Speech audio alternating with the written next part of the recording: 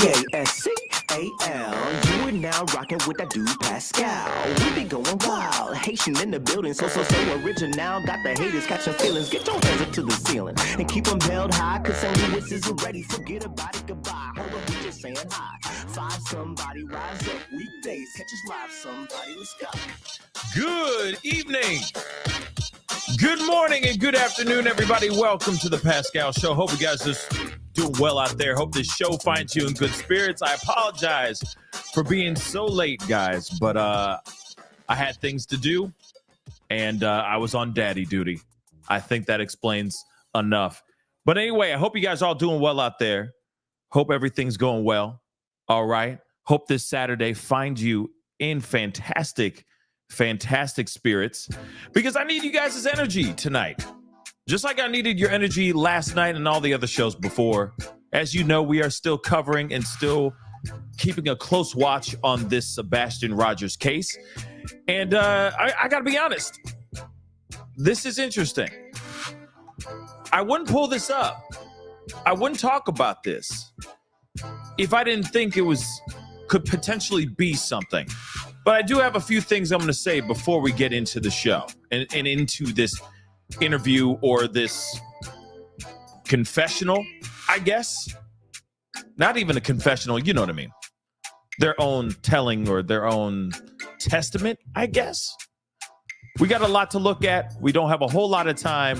We're going to be covering a lot of ground in just one show. So do me a favor before we get into everything, okay? I really would appreciate it. Hit that like button down below, please and thank you. Hit that reaction button if you're watching on other platforms like Facebook, like X. That'd be greatly appreciated. Okay, please share this feed. That would really mean a lot as well. Okay, appreciated all y'all for tuning in last night. That really meant a lot. One hell of a show. Hopefully it brings more information and helps us get closer to finding out what is going on with this case and finding Sebastian Rogers, okay? We'll be talking about that in just a minute as well.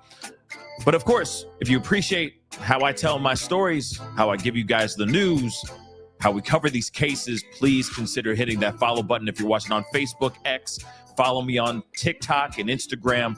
Please crush that subscribe button on YouTube. If you want to support the channel and you're watching on YouTube, please crush that join button down below. That'd be greatly appreciated. Become a member of the family. These purple lights don't pay for themselves. Real talk, just being honest. And of course, if you want to support the channel even further, you can go check out Patreon. Patreon.com/The Pascal Show. We have memberships over there. And of course, check out my merch page, PascalMerch.com. We got some really, really nice merch over there. Handcrafted stuff by these hands. Real talk. Go check it out. PascalMerch.com. Okay, guys, before we get into everything, okay, we got some things we got to talk about. Last night, I had a very emotional and real conversation with Sebastian Rogers' biological father, Seth Rogers. And I do want to say, I said it just a second ago, but I'm going to say it again. I really do appreciate every single last one of y'all who watched in the replay, that were watching the live, etc. It really means so much to me that that you guys tuned in and cared.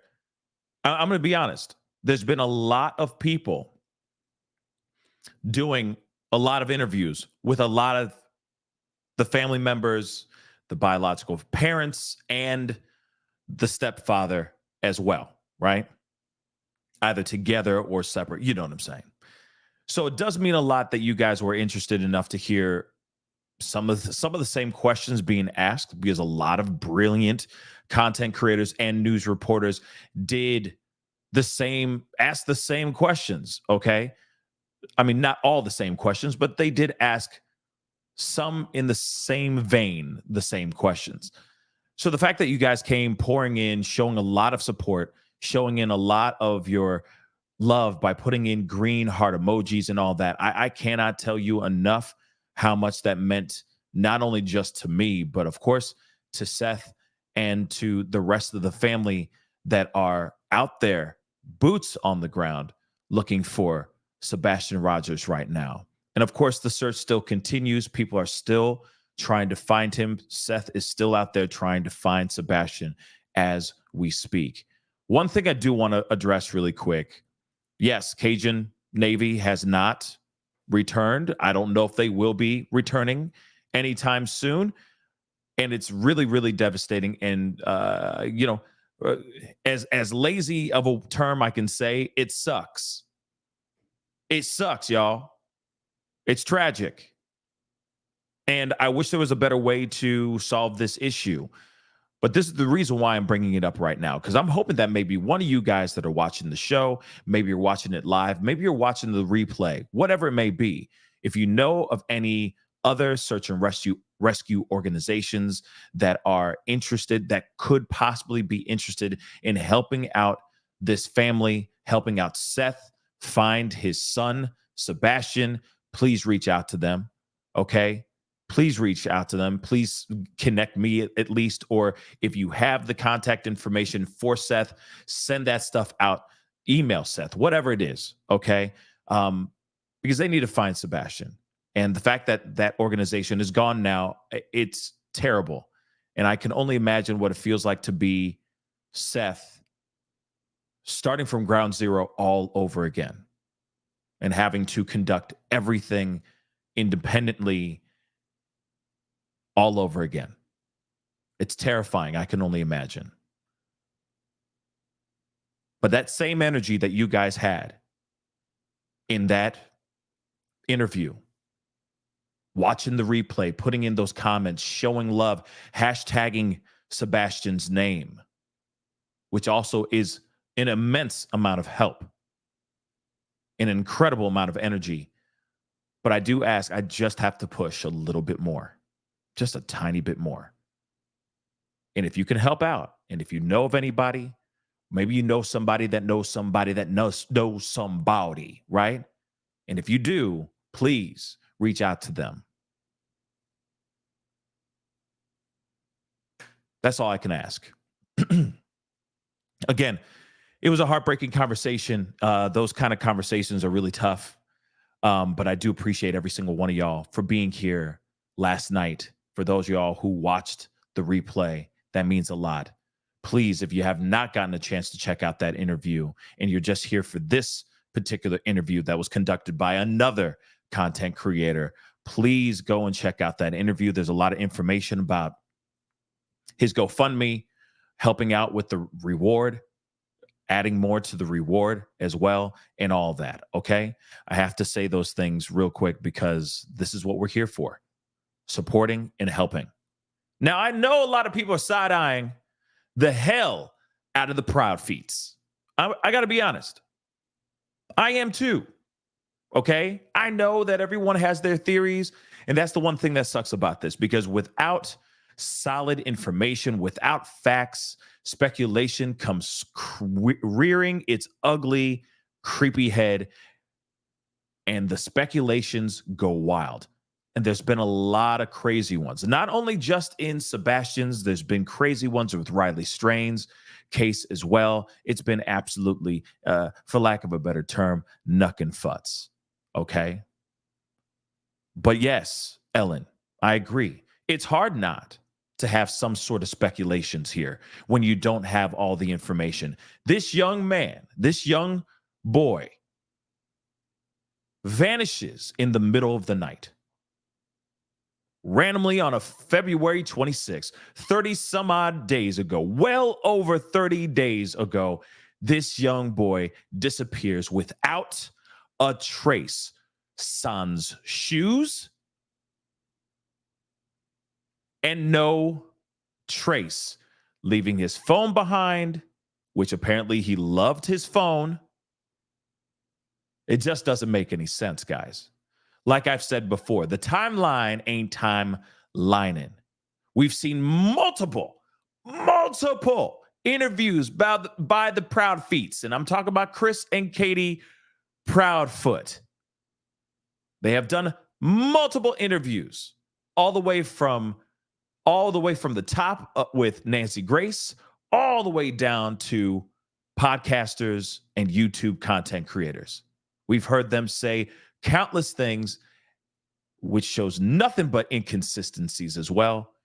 In my personal opinion, I've heard them lie on multiple platforms and change the narrative, change their story multiple times. It is very hard to not look at them with a hard side eye. Now we have something new, something that dropped yesterday. Right before I was about to do my interview with Seth Rogers, the internet went nuts, or at least the side of the world that is covering and focused and caring about finding Sebastian. That side of the internet screech just went off, lit off like a Christmas tree. And suddenly, people were talking about an interview done by Chris Proudfoot's ex-wife, Nina. And a lot of people were like, oh my God, you guys need to see this. This is very bad. Bombshells, it's scathing, it's unbelievable, so on and so forth. And I got to tell you, it is shocking.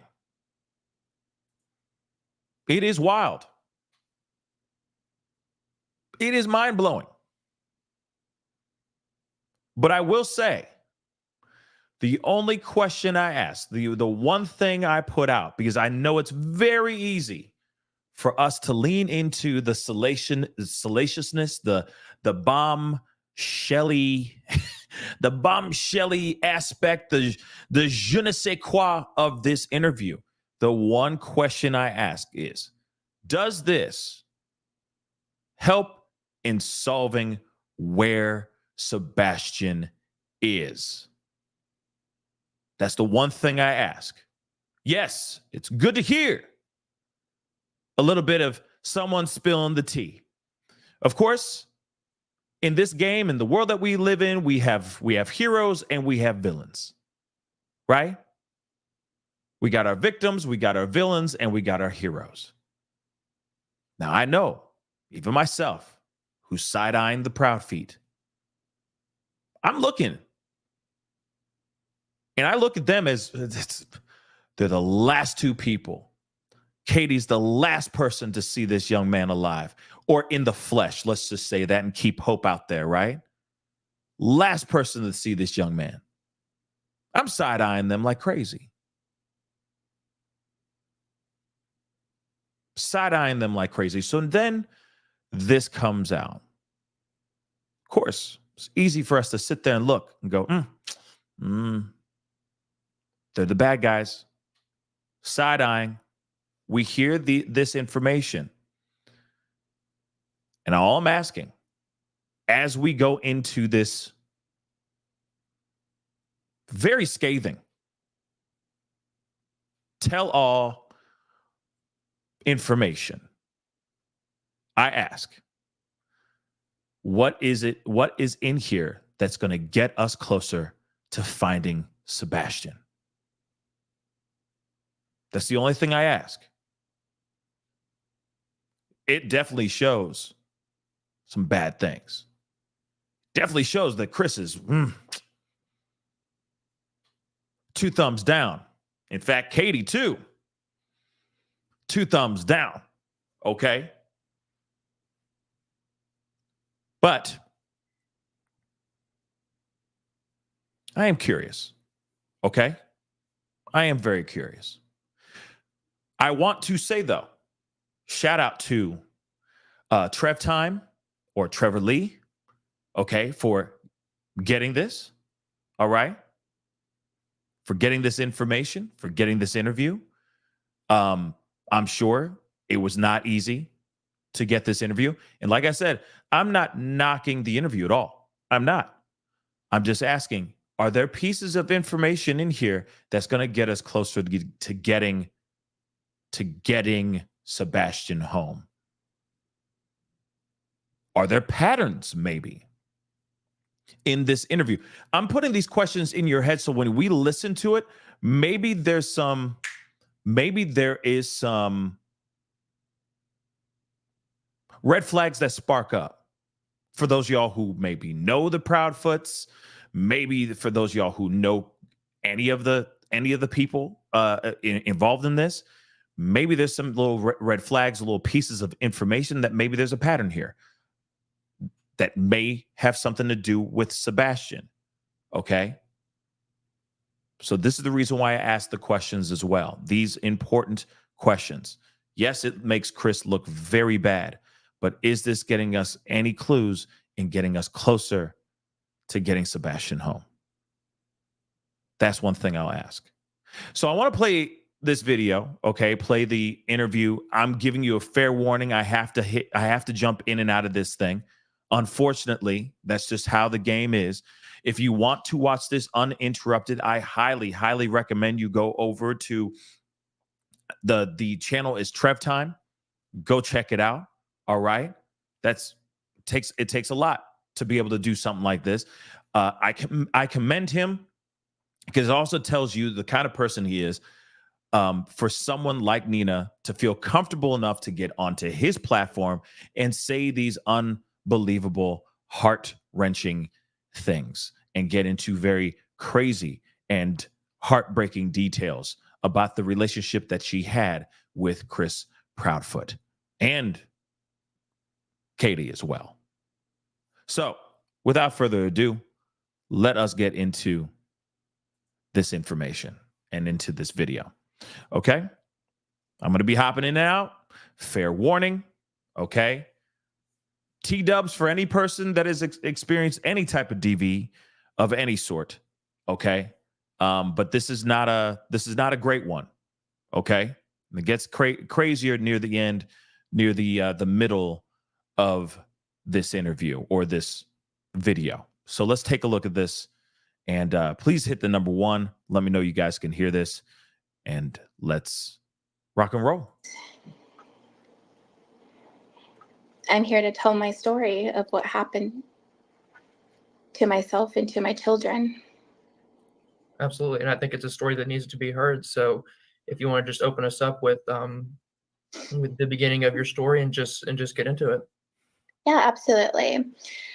So, like I said, my name is Nina. I live here in Albuquerque, New Mexico, and I have 3 amazing children. I met Christopher back when I was 35 years old. I met him on a dating website. Don't know what I was doing there, I guess. I wish I could take it back. I started talking to him. He was stationed out in San Diego, and we started talking back and forth. Wanted to get to know him a little bit more. I thought he was a great person in the beginning. But everybody is always perfect in the beginning, right? We fail to see the red flags, and we fail to notice things that we should in the beginning. So he made a couple of trips out here, asked me to marry him, and I made the mistake by saying I do. So we got married. Eventually, we moved to San Diego. I wasn't really ever prepared to move away again from New Mexico. I had went through a divorce a couple years prior to meeting Christopher. And my first husband was military as well, but I was married to him for 9.5 to 10 years, almost 10 years. We made it. He's the father of my other 2 children. And I told him that, I was remarrying and we were moving to San Diego. And he wasn't really for it. He was kind of against it due to the fact that he was stationed out at Fort Bliss, which is in El Paso, Texas. And that's about like 3.5 hours. Real quick, I didn't mean to interrupt it, but I see Trev Time in the chat. What's up, man? Good to see you, brother. Thank you so much for for doing this interview. Real talk. Congratulations on it. Good job. That's what I meant. Good job on this interview. Real talk, and just getting this out here. We got to talk sometime, bro. Real talk.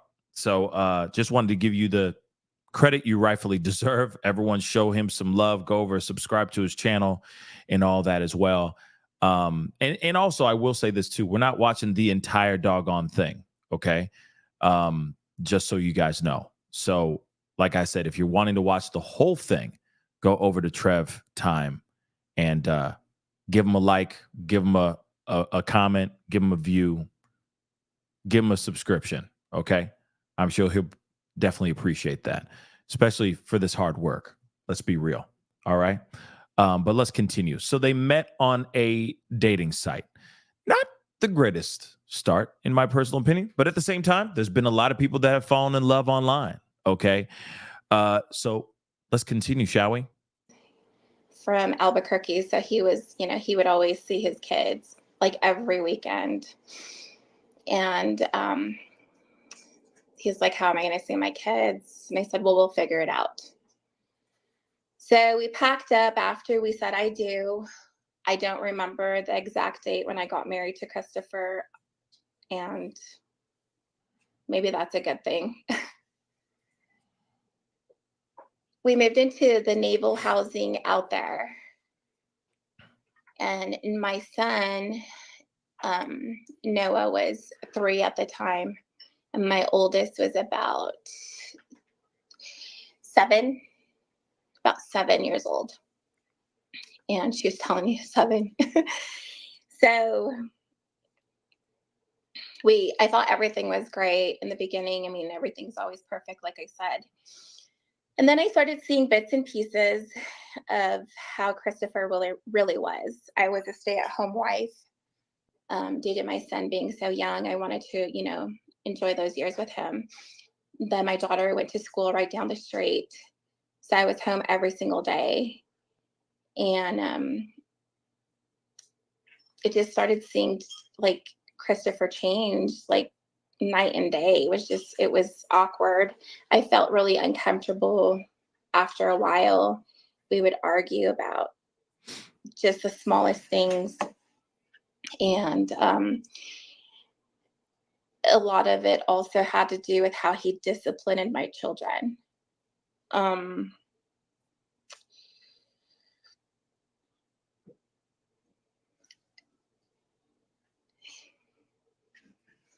I'm very protective over my kids.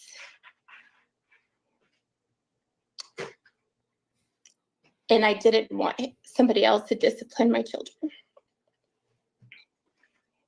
Now, real quick, before we continue, and I'm really glad some people are talking about this. Real talk. We got to talk about this. Is the thing. We are here to have the hard conversations here. Okay, we're here to have the hard conversations. We're here to have the not so easy topics and all that. That's just how this wild world is. Okay, but there's some things we got to put into consideration here, really, really quick before we continue. Okay, and again, I appreciate all y'all for being here. I know that there's a lot of people that feel some type of way. And even so, we have to take this whole interview, and this is not on the no dig at Trev Time or anything like that. It's a platform, right? She comes onto the show or comes onto his channel, and she dropped some serious bombshells, right? And we're going to hear those in a little bit. But we do have to put in consideration that we kind of have to take a lot of what she says with a grain of salt. Does not mean that what happened to her did not happen, but also there could be other things involved. We have to put that on the table. We have to look at both sides of the fence here. Unfortunately, okay? Unfortunately, we live in that kind of world. The reason why I say this is one of the things that I never got a chance to talk about in my interview with Seth was the allegations of him actually putting his hands on Sebastian in the past as well. During the divorce, etc., during custody, during their custody battle, there were allegations about Seth putting his hands on Sebastian as well. Now, from my understanding and from what I've gathered, It was a very rough and difficult divorce. And when it came to the custody battle of Sebastian, that part wasn't easy as well. And things were being said that were not true, allegedly. Okay, we have to say that, of course, too. All right. Now, he still ended up getting custody, or, 50-50, that kind of shared custody with Katie. Okay. Because the court did not, I guess they did their investigation, found that it was not true, that those allegations were not accurate. Now, we have to remember, this is his ex-wife. This is Chris Proudfoot's ex-wife. Whether their relationship was tumultuous or not, we still have to take what she's saying here with a grain of salt. We can't automatically say, oh, what she's saying is absolutely 110% the truth. But we should have it in the back of our minds. You just never know. Relationships start, relationships that go sour sometimes makes people disgruntled. People get nasty when they go through a divorce. People get nasty when they go through a breakup. We all have had those kind of relationships, okay, where things have gone not so great. All right. So we still have to keep those things in consideration when we watch this. All right. There is we're not here to victim blame. We're not here to belittle Nina's story or anything like that. We're here to listen with open ears, with an open mind and an open heart, take the information in, and then we process it later. But we have to remember both sides of the fence. One side, this could be absolutely 110% true, which is still absolutely crazy, right? Wild because of this information. Or it could be things from a disgruntled, unhappy ex. Unfortunately, that is the other side of it as well. We have to sit in the middle, hear it out, and then we figure it all out. But it's unfair for us to automatically say that this woman is lying right off the jump. Let's hear her out. Let's hear what she has to say. And then we assess things. And also, if she goes on to other interviews, that's when we hear consistencies or inconsistencies in her other interviews. You see what I'm saying? But for me, at the end of the day, I'm asking you guys to listen to this and figure out, or what, and think for yourselves, what information in here can get us closer to finding Sebastian. That's the piece that I give a damn about. Of course, if she's lying, then that's terrible. But at the same time, if she's telling 110% the truth, then Chris, the way she paints him out, is an absolute monster. This man is terrible. But at the same time, we are only hearing one side of the story. Let's listen to it. Let's see what goes on. And then we assess later. Okay?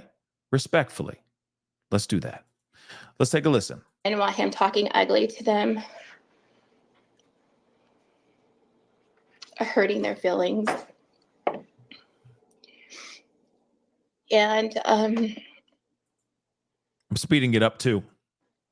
I remember one point in time where Christopher spanked my son really hard, and I got very upset with him. And I said, you can't do that to my son. I said, he's 3. He's a baby still. Like, you can't just do whatever you want. I mean, and he got upset, and he's like, well, he needs to learn. He needs to man up. He's a man. I said, he's 3. He's 3. And as time went on, like, I could see him getting more aggressive and more aggressive. And I stood up for my kids all the time.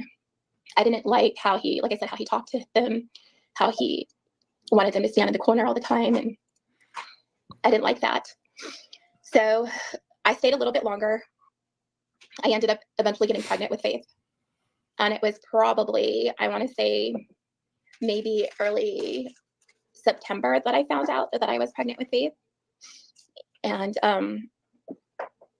I remember telling him that I was pregnant, and he wasn't happy about it. So I called my parents back home here in Albuquerque, and I told them the situation. And I said, well, Christopher wants me to get an abortion with Faith. And my parents said, no, you're not. And I said, I'm not. So I know he was very upset about me keeping Faith at that point in time. So I came home. My grandma had gotten very sick, and I decided to come home. And after that, I just kind of stayed here in New Mexico, because at that time we weren't getting along, and we were just like newlyweds, and that should have never happened. But I saw things, like I said, that were just, it wasn't right about him. So I moved home, and I did my whole pregnancy by myself. And so I finally, my friends back there in California, my neighbors right across the street, were actually calling me. I had one good friend, which is still a really good friend of mine to this day. She called me and said, Nina, Christopher's getting rid of your furniture and getting rid of your stuff. And I was like, what?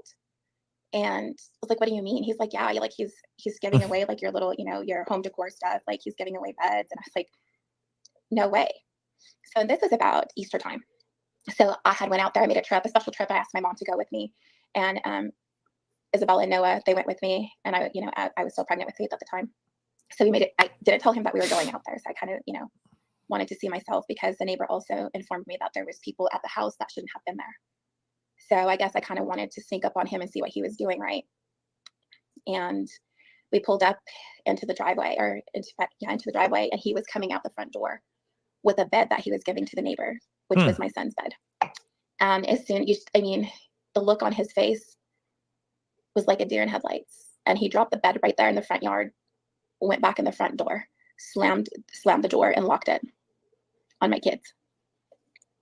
And my mom told me at that point, she said, I can't believe he's doing this. Like, what is he doing? So I go in and I unlock the door, and I said, what are you doing? I said, are you giving away my stuff? And he had nothing to say. So he brought the bed back in, because I knew that's what he was doing. And, the neighbor across the street, like I said, told me. So we stayed there.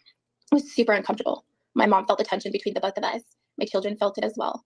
And at the time, Faith started moving. Like I could start, I felt her moving around in my stomach. And I told Christopher, I said, look, I said, put your hand on my stomach. I said, can you feel her move?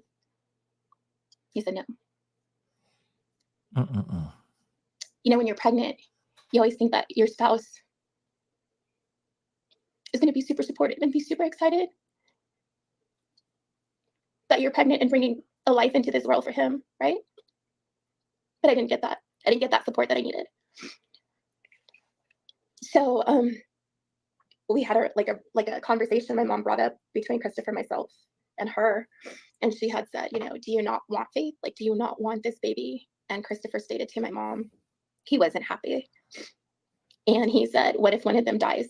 What if Faith dies or Nina dies on the table, or when she's having this baby? Like my mom said, don't talk like that. Like, why are you talking like that? They're still here. So we left again after a couple days. We came home to Albuquerque, and still I tried working it out where we were at, but it just wasn't working. I wanted out. And I had Faith on my own. Christopher called the hospital. I told him on June 1st that I got admitted into the hospital. And Faith arrived at June 2nd, about 3 or 4 in the morning. And he kept calling the hospital and saying that my wife is in labor, she's there. But Christopher was just so rude and hateful, and he wasn't even there. So then he arrived a couple days later after I had Faith, and he was, the doctors and the nurses there were on high alert due to the fact that they heard Christopher over the phone on how he was being disrespectful to the nurses that were on call that night, as I was waiting to have her. And I asked that they not give him any more information. So he arrived. I had Faith. He arrived a couple days later, like I said. And you could just tell the look on his face, like he wasn't happy at all. Like didn't say, hey, you did a good job, didn't say, I'm so happy that you brought my daughter into this world, like nothing. And I remember my sister was holding Faith, and she had to ask Chris, do you want to hold her? She said, I guess. So she handed her over to Chris. And he stayed there with me for a couple more days because I had a C-section. And on one of the occasions, I can't really recall what was happening, but he was raising his voice and he was talking to me very disrespectful in front of one of the nurses. And she had told him, look, she just brought life into this world. She just got major surgery and you're yelling at her. And I have a problem with that. She said, if you continue to do this, I'm going to have to tell social services to come down here. And I'm also going to have to ask you to leave the hospital and not return. So at that point in time, he kind of calmed down after he heard that. But unfortunately, that didn't last very long. He continued to do that. So social services at the hospital was told to come down. And he was pretty much, she said, you can't do that here. And she was really concerned for my well-being at the time, and also Faith's, because, here is Christopher, dictating and telling me what I can and can't do, and telling the nurses to do their job correctly and all these other things, and raising his voice at me. And, so they had to step in. Now, I one thing I do have to say, I mean, all this is terrible. Let's keep it a buck. This is all terrible. I can't believe that we're even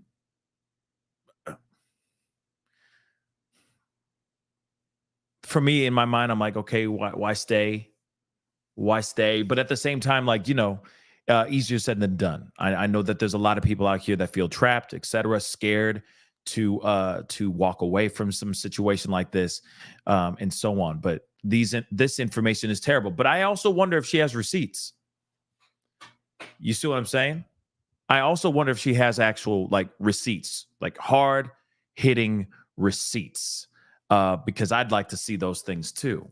Again, not sitting here saying that I don't believe her, but at the same time, we're just at the tip of this iceberg, and there's a whole lot more that she says, and it's like, wow, that's some heavy stuff. You know what I mean? That's some heavy stuff. But let's continue though. And actually, real quick, let me get some of these super chats out the way. Fancy Nancy, thank you so much for the 2. Love your common sense. I do appreciate that. Thank you. And thank you for understanding and hearing me out. You know what I mean? Geister Jaeger, I think that's right. Welcome to the family. Thank you so much. I really do appreciate it. Welcome. Jessica Parks, thank you so much for the $5 super sticker. Maza, thank you so much for the £5. I think, yes, as he may have had cameras in his house, the dogs do bark, and Sebastian may have hidden at parents' house now. Maybe hidden at parents' house now. Maybe. Like I said, it just doesn't make any sense, for him to be here and not be here. And like I said, without a trace. Without a trace is the problem, because there's no trail of anything. And that's the biggest problem. That's the reason why everyone's looking at the Proudfoots so hard. And if the Proudfoots can't understand that, then there's something ain't right in the head. That's all I got to say. You can't blame people for looking at you and going, what's up with that though? The timeline ain't timelining. The math ain't mathing. So explain that really quick. Break that down for me real quick. You feel me? So just saying. So when we hear this information, I'm telling you right now, this is not good for Chris. It's terrible for Chris. But you got to remember though, does Chris know anything? Was he there when everything went down? Like I said, these are all questions that need to be asked. It shows that he's trash, that he's garbage. He's a terrible human being, for sure. Shows he has terrible character. But does that mean he was there making this young man disappear without a trace? That's the thing we need to put in our heads for sure. John is upset. Sorry that you unsubscribed. I appreciate the 10, but I don't know. Maybe I didn't even see any of your stuff. So you know what? Sorry, man. But hey, those are the breaks. My mods put down these rules. If you don't follow by those rules, I'm sorry. It just is what it is, homie. But thank you so much for the support. S Dubs, thank you so much for the 5. Parents didn't back me. My parents didn't back me when I was 8. They told me I must have done something to deserve the A. Catholic guilt is real. You ain't wrong with that. You are not wrong with that Catholic guilt. It is most definitely real. And I appreciate you sharing that with us. Yeah, there's a lot of manipulation that happens within the house, within A cases. We got to use these words, these code words as best as we can. But, it is really messed up. But I appreciate you sharing that piece of information. Real talk, But let's continue, guys. I just wonder if she got receipts. Does she have receipts? I'm wondering. Because I'd like to see it. In fact, I'd love to have her on the show to have a conversation. Okay? Just to pick her brain and hear a little bit more details about all this stuff. And so she said, "This is it. Like, you're going to have to leave the premises." And, and he got a little upset. And he's like, "No, I'm going to change. I'm going to be good." So, they said, "Okay, but we're watching you. We're watching you." So after that, we had left. They discharged all of us from the hospital, and he didn't want to stay at my parents' house because my mom and dad live in a trailer, and he doesn't like that. It's a house, right? Still. So he rented a room at Kirtland Air Force Base, and they have like lodging there, which is like a house, old base housing, and we ended up getting one of those. And we stayed there for a while. I remember one night in particular where we all went out and got something to eat to bring it back to the room. I had went into the restroom, I believe that's where I was at, and Faith was in her car seat, and my oldest daughter was in the living room with my son and Christopher. Well, anyways, I guess I wasn't moving fast enough for Christopher, but the baby started crying. Faith started crying, and she's crying, and I'm trying to get to her as fast as I can. And when she was in the car seat, my oldest daughter at the time witnessed this with my 3-year-old son. When she was in the car seat, he ended up hitting the car seat against the wall. And he's getting upset because she's crying. And then when she was in her car seat, there was a coffee table right there. And he ended up tossing her on the coffee table with the car seat. Yeah, he's CP terrible. Okay. CP has 4 other. Yeah. I mean, he's got what? 5 ex-wives, right? Okay, 1, 2, 3, 4, 5. He's got 5 ex-wives, right? So, of course, all of them did not end amicably, okay? And there's a pattern here of some sort.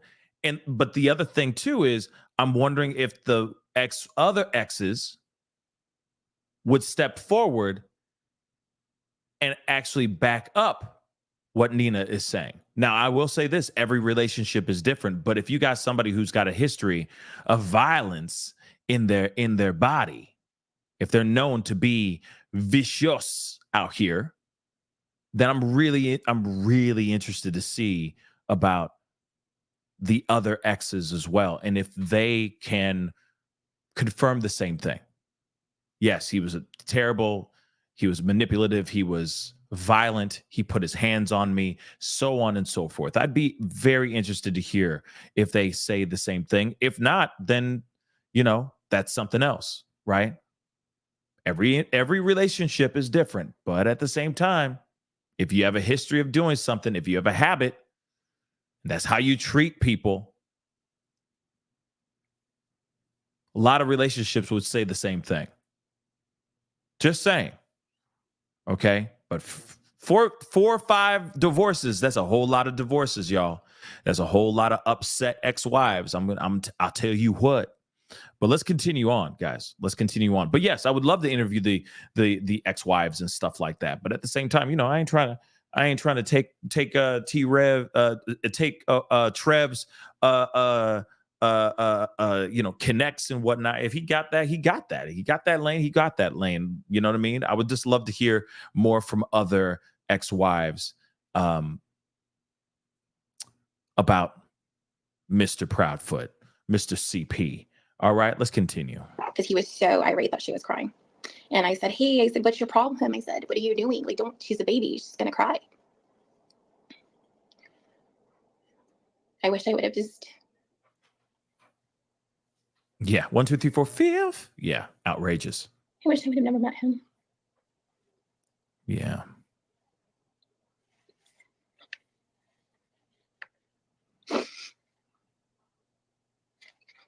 I'm sorry. I should have left a long time ago.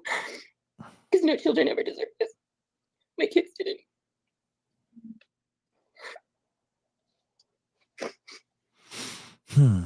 So he left again to San Diego. A couple of days went by.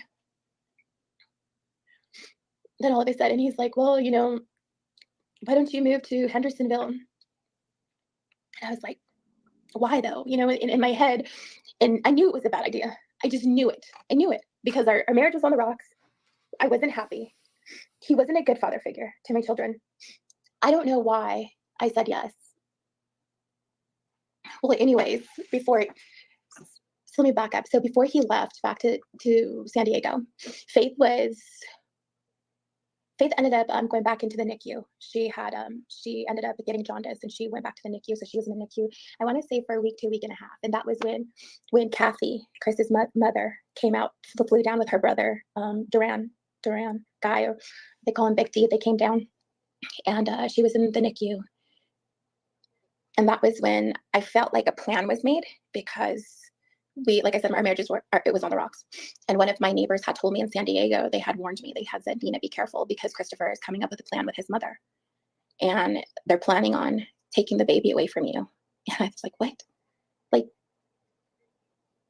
thinking to myself, it can't be true from somebody that's supposed to love you, right? Like somebody that you're supposed to share your life with. Like, why would he want to take the baby away from me? And she warned me. But I was like, no, why would they do that? So then after Faith got out of the NICU, we were no longer staying in base housing. We were staying at one of the NBC suites down here. Then his mom came up with an idea. She goes, well, since you guys, we'll be moving to Hendersonville. And I was like, nah. I felt like, okay, well, maybe. And he's like, well, you'll get help. You're going to get help from my family. And, but I was already getting help here from my parents, with my other 2 children that they helped me raise. So I went along with it. Like I said earlier, even though I knew it was wrong to go, I still went hoping that my marriage would work out. So she ended up taking Faith, although I was against it. Kathy Bowersox and her brother Duran ended up taking Faith. And my mom and dad were like, my mom started crying. She goes, why are you letting them take the baby? And I said, because Christopher said that it's going to be too hard for her to travel, to travel. And I'm sorry. They went back. So Kathy and Big D went back to Tennessee. So 2 weeks later, about 3 weeks, maybe 3 weeks later, Kathy ended up coming back by herself. I do apologize. She came back by herself to pick up Faith. She was here in Albuquerque for one night. And I was, even though I was against it, I let her go with Kathy because Christopher said it was going to be too hard to travel with her being a new baby. So he came out from San Diego, rented a U-Haul, packed all our stuff, and we pretty much left. And that's how I ended up in Hendersonville, Tennessee. That's when my whole life changed. That's when my nightmare happened.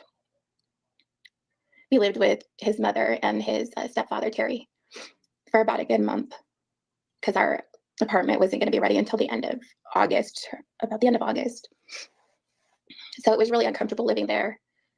Terry and Kathy would always bicker at each other, and she'd be bickering with Christopher. And, my kids were a problem, an issue. It was always something. I felt really uncomfortable and I wanted to come home. I just wanted to come home to everything that I knew. I wanted my mom and my dad, even though I was a grown woman, I needed that. So we all had to get along, try to for the most part, but it was just an awkward situation. I always felt like we were the outcast. Never felt accepted by the Proudfoots or the Bowerstocks. On one occasion, Christopher was cutting my oldest daughter's nails, and she didn't want her nails cut.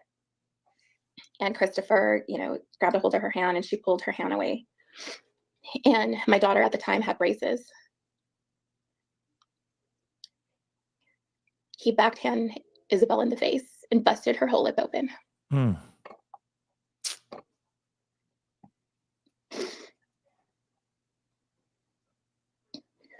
I should have left, but I didn't. And I was like, oh my God, like I can't be here. I don't want to be here anymore. So I would come up with every excuse just to come home, but yet, I couldn't come home. I got to hop in here, unfortunately, guys. I'm sorry. I know that there's more. We're going to get into the more, but I want to point something out. She just said something that I think that is really important. Because abuse, okay, can be like an infectious disease inside of a home or inside of a relationship. Now, if these allegations are true, that this man is just filled with nothing but vitriol, anger, he's controlling, manipulative, and he has other people in his corner that have the same motto and have the same vibe, then there could be some hints here on something with Sebastian, that there could be a history here, or at least the start of something here. Now, we're only, a little bit into this video, but think about it, that there could be so much more that, okay, if he was willing to backhand a daughter, a stepdaughter, that's not even his own biological child, what are the chances of him actually doing the same thing with Sebastian? Now, I want to say this, though, too, because allegedly, his alibi was that, and apparently it checks out, is that he is at work. He was at work when this whole thing went down. Okay. So one thing I want to point out, okay, is that there's a possibility of DV being passed on from one person from one adult to another adult. Oh, if this is how this is done, I'm going to carry that same torch. So if Chris does it like this, Katie could be emulating the same type of force on Sebastian. Okay, if this is how he disciplines him, then that's how we're going to discipline in this house from this point on. He messes up, it's more than just a belt. It's a slap in the face. It's God knows what, right?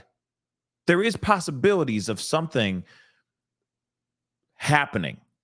Remember, from the moment that he left dinner, or, the last place that they went to, which was dinner, we have no accounts of what he did with Katie from the time they left Texas Roadhouse to the time that he went inside that house. We don't have any accounts on what actually happened. There's no trail, no scent. His shoes are still in the house, cell phone's still there, etc. Just a flashlight, y'all. Now, there's a possibility this young man could have gotten up and run off because he couldn't take the DV or the punishments that he was receiving at home anymore. Remember, Katie was home with him. She could be doing the same type of enforcer type of punishment on Sebastian that she may have learned from Chris. That's a good possibility. Maybe things went too far, and then, of course, something happened. Or it got him so angry and so scared for his life that he ran. Those are the possibilities here. But there's a possibility of a pattern here. And right here, these are the moments that matter to me, at least in the case of the missing Sebastian Rogers case, These are the moments that matter to me, because it's like, oh, there's a history of violence. There's a history of him putting his hands. And she said in the very beginning of this interview too, or of this testimony too, she said he would put his hands on my son. And I was like, why are you doing that? Don't do that. My son shouldn't be disciplined like that, or by you in that fashion. And yes, she's backhanding. He is, backhanding his stepdaughter. You see what I'm saying? There's a pattern, potentially a pattern. We heard from the interview yesterday with Seth Rogers, him not knowing about the CPS being called on him, on Chris, in Hendersonville, Tennessee. He lied about that on Nancy Grace, but he said that on that other podcast. He admitted to putting his hands, or at least hurting Sebastian enough that the school allegedly called CPS on him. That's big. So there's a history here of this man putting his hands on kids that aren't his biological kids, and that's a problem. But I want to point out there could still be a thing where his influence, right, seeps into Katie as well, seeps into the other partner in that household, and says, okay, if we are ruling with an iron fist in this house, then I'm going to follow in suit as well. This is how we discipline the kids, then fine. This is how we're going to discipline Sebastian. That's a very good possibility. Let's continue on, guys. So finally we went and we moved into the apartment. And a phone call, like as soon as Christopher was leaving, he settled us in, got a storage unit of what couldn't fit in the apartment. He got everything ready, all right, him and his family. As soon as he knew that we were comfortable, he left back to San Diego.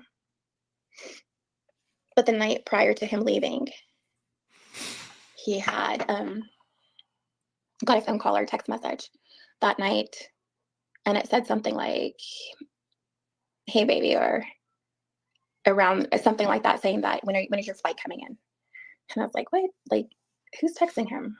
So I did confront him, and like he said on one of the podcasts, is that I did slap him. Yes, I did slap him across the face, because who's he talking to at this time? And saying, and I mean, he could say that she was lesbian, I mean, up and down, but I mean, at this point in time, I didn't know what to believe. And I was like, okay.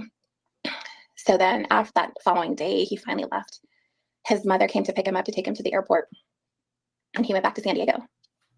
And I was left in Hendersonville with 3 children and pretty much no help from anybody. So I have found a job. I had a job, and Kathy helped once in a while. And I needed to find a babysitter. So his biological father, Michael, and his stepmother, Linda, at that point in time offered their services and said that, they can take care of my 2 older children. And Kathy didn't want Faith going over to Michael's house. So she took care of her. And at that point in time, Christopher, we were still communicating. And like I said, our marriage was on the rocks. So my oldest daughter had gotten sick, and she has upper respiratory issues. So I took her to the emergency room in Hendersonville, and that's when Hendersonville transferred her to Vanderbilt. Is that what I believe that hospital's name is? And I was kind of frantic, because I was like, well, what am I going to do with my 3-year-old son and with the baby? Like, who's going to help me? So I was, I called Chris, and I told him, I said, hey, can your mom watch, Faith, or can somebody help me? Everybody was so quick to help me at that point in time. So Faith stayed with Kathy, and Noah Bryce went with his sister, Melissa. And I went with my oldest daughter. We got transported downtown. And so we stayed there. I can't recall how many days we were there. And Christopher had, I'd check on the kids, see how they were doing. And that point in time, I was like, okay, well, we got discharged, telling everybody, okay, you can bring Noah back, and telling Kathy, okay, I'm going to be home, so you can bring Faith back. Thinking that my children were going to come home to me. I get back to the complex, and I pulled into the parking lot, and I see Melissa just pulled in right next to me. It seems like they were already there waiting for me to get there. And then she said, I can't stay. I would love to stay, but I can't stay because I don't know what they were doing. And she just, my son gets out of her van. And then we walk inside, and I was waiting, for Faith to get there. And we weren't there but less than maybe 5 minutes. And I hear a knock at the door. And I was like, oh, great, Faith is home. And it was Kathy's friend, Patty, that's an attorney. And she said, are you called me by my real name, Gomez? And I was like, yeah. And she said, you've been served. She said, you have a protection order against you. You can't see Faith. Mm. And Chris is filing for divorce. And I was like, what? So then I go back, and thinking like my heart just dropped. Like, what? Like, is this a dream? Like, this can't be happening to me. Like, this cannot be happening to me right now. So then I get on the phone and I tried calling Chris, and he didn't answer. And then I was like, rushing around, and I get my kids in the truck, and I go to the Gallatin police department, and I was ringing the call button. And like finally 30 minutes later, somebody shows up, and I told them what happened, and I showed them the paper, and they said, yep, we can't help you. All I can think about is my baby. Like, how am I going to get my baby back? Like, why is this happening to me?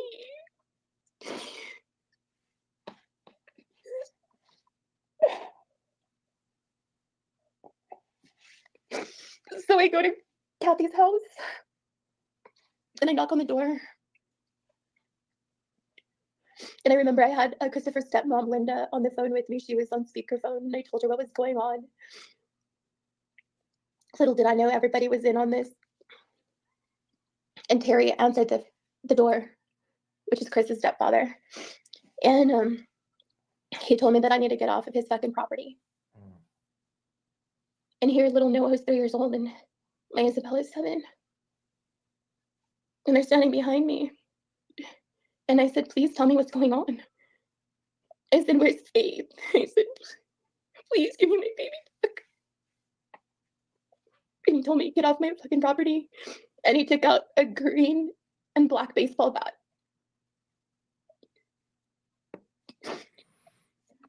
And he told me to fucking leave, or he's gonna bash me and my kids' heads.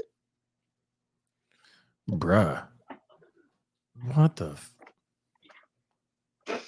Okay. Wow. Yo, that's I mean, like I said, if this is 100%, if this is true, this makes CP the 2 thumbs down, y'all. 2 thumbs down. 2 thumbs. Mother loving down. Darzilla, thank you so much for the 10. I believe her, because if she came on here and told all this and it isn't true, with an open case, it could cause her to lose custody of their daughter. Good point. Good point. Solid point there, Darzilla. Solid. Okay. Tipsy, thank you so much for the 20. Whoa, the highest in the room. Thank you so much. This is tough stuff, but just wanted to wish you and your family a happy Easter. Thank you so much, Tipsy. And same to you and everybody else who's celebrating Easter. Happiest of Easters to every single last one of y'all. Okay. I hope you guys have a great one tomorrow. Filled with good times. Okay. But that is a good point about why would she jeopardize her whole custody battle that she's having right now with him to go on any type of platform to talk any kind of mess? So that is a good point. That is a solid good point. Okay, I know that she has allegedly, somebody said in the comments in the family chat that apparently she has temporary full custody or something like that, but she may have temporary full custody over Faith right now because of everything that has transpired revolving around Sebastian? Maybe, but I don't know. Like I said, I don't know. Like I said, I want to pick her brain. I'd love to know a little bit more, but I am still curious about, she is coming out and saying all this stuff. It is painful to hear, I just got questions. I just got a lot of questions, guys. Got a whole lot of them. Let's continue. So me and my kids walked out to my truck and we got back in it. And I was like, oh my God, what do we do? This is a nightmare. What am I going to do? And Chris was inside of the house with the baby. I saw his shadow. And they lied for him and they said that he was in California and he really wasn't. So we go back to the apartment and I'm trying to gather all my thoughts together. I'm trying to keep as calm as I can for my other two children. But all I could do was just cry and just think, like, what is my next move? What am I going to do now? I'm so far away from home. I'm far away from my parents. I'm far away from everything that I've ever known. So then I make a call to my brother, who he lives in Phoenix. And I told him what was going on and he was so upset. And he's like, oh my God. And he's like, have you called mom and dad yet? And I said, no. And he told me himself that day, he said, you're going to fight. You're going to fight like hell to get Faith back. You don't leave that baby in that state. You fight like hell to get her back, whatever it takes.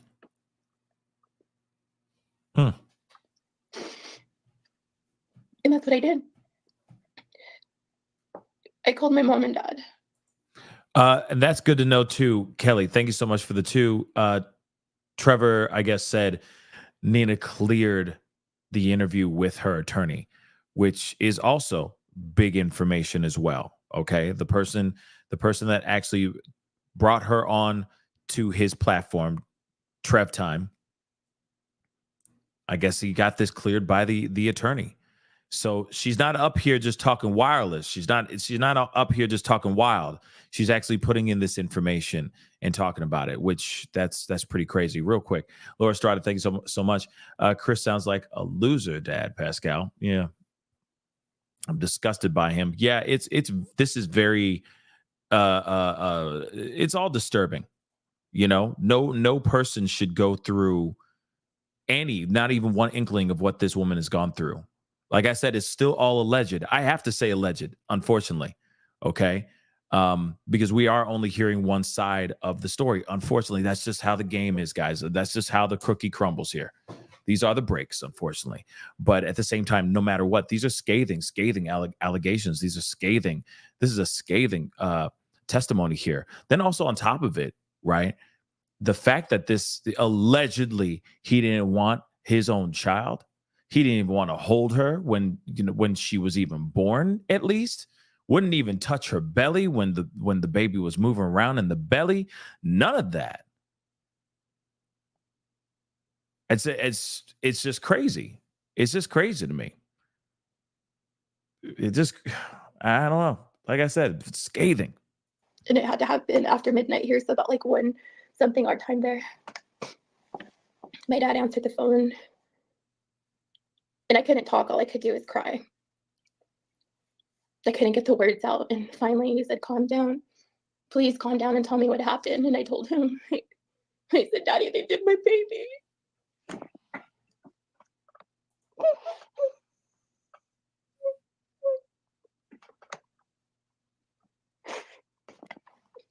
And all he could get out is, oh no, they hurt my baby. And he started crying. And he woke my mom up. And he said, you hang in there, we're on our way.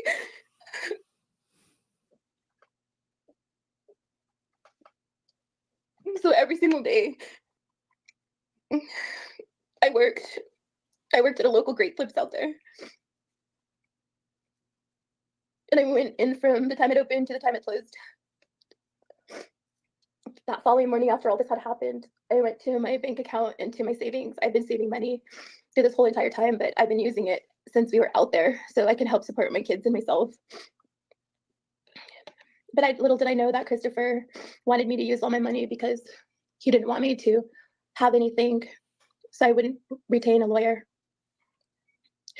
So that morning before I went to work and dropped my kids off, at the time, Michael and Linda, which is Christopher's biological father, and his stepmother were still helping me watch my kids because they still had to work. And I went into my bank account, and I remember I only had $1,100 in there. Huh. And I was looking through the phone book, or looking through, my phone, and saying, well, I need to get a lawyer. Who can I get? Thank God for Mr. Edwards, because I went into his office before,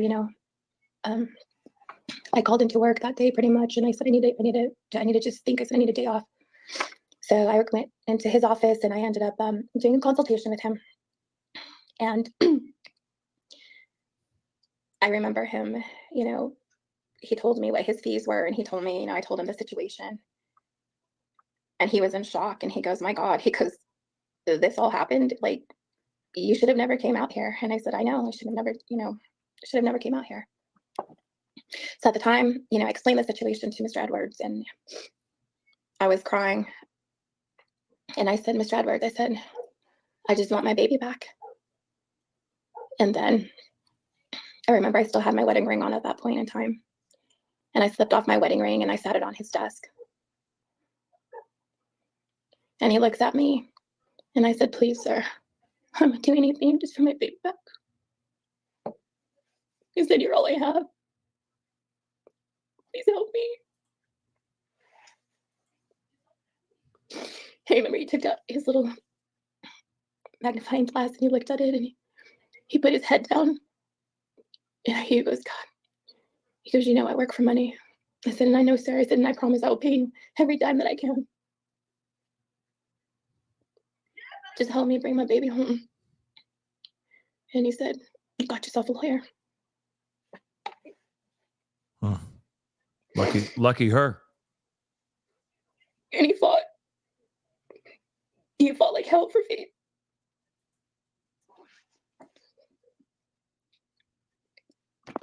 We went to everything happened in Gallatin Courthouse. My parents were there. We went to the first trial, and I remember walking in the courthouse, and my stomach was turning. I hadn't seen my baby.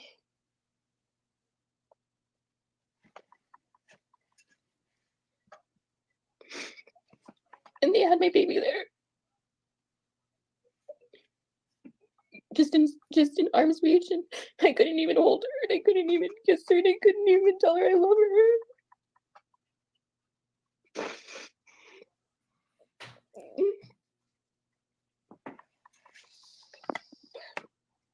So we went to trial. I don't know what you want to call it, a trial, a hearing. I think I was just so oblivious to everything at that point, because I was so heartbroken that my baby was gone. And we go into the courtroom, and all I had was my dad in there. And their side, all the benches filled up with his family being loud and laughing. And it was just my daddy and me, Mr. Edwards.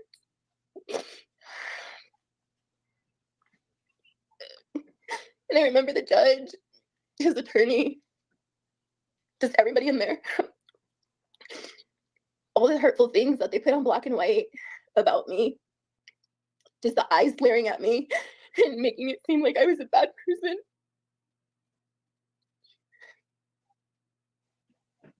And I sat there. And he asked me a couple of questions, and I answered. One of them was, why did you move out here, Miss Proudfoot? I said, Your Honor, to try to make my marriage work. I said, in which it didn't. I said, I made a mistake by coming out here. I made a mistake by trusting somebody.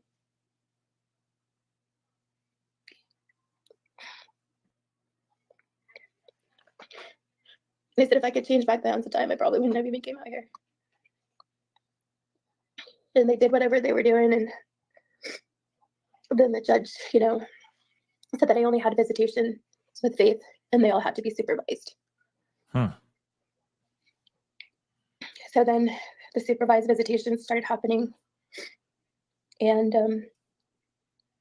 we would visit Faith. And I remember one visitation that had happened at a park. I can't recall the park's name, but there was a duck pond and really nice playground for the kids. I remember Kathy showing up with Faith. And we all sat there, got Faith out of the car seat.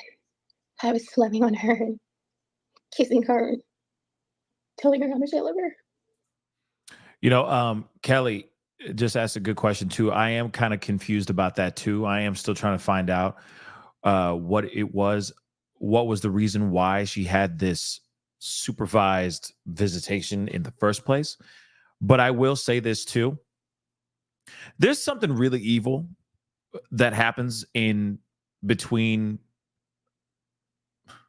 exes that I just it just blows my mind.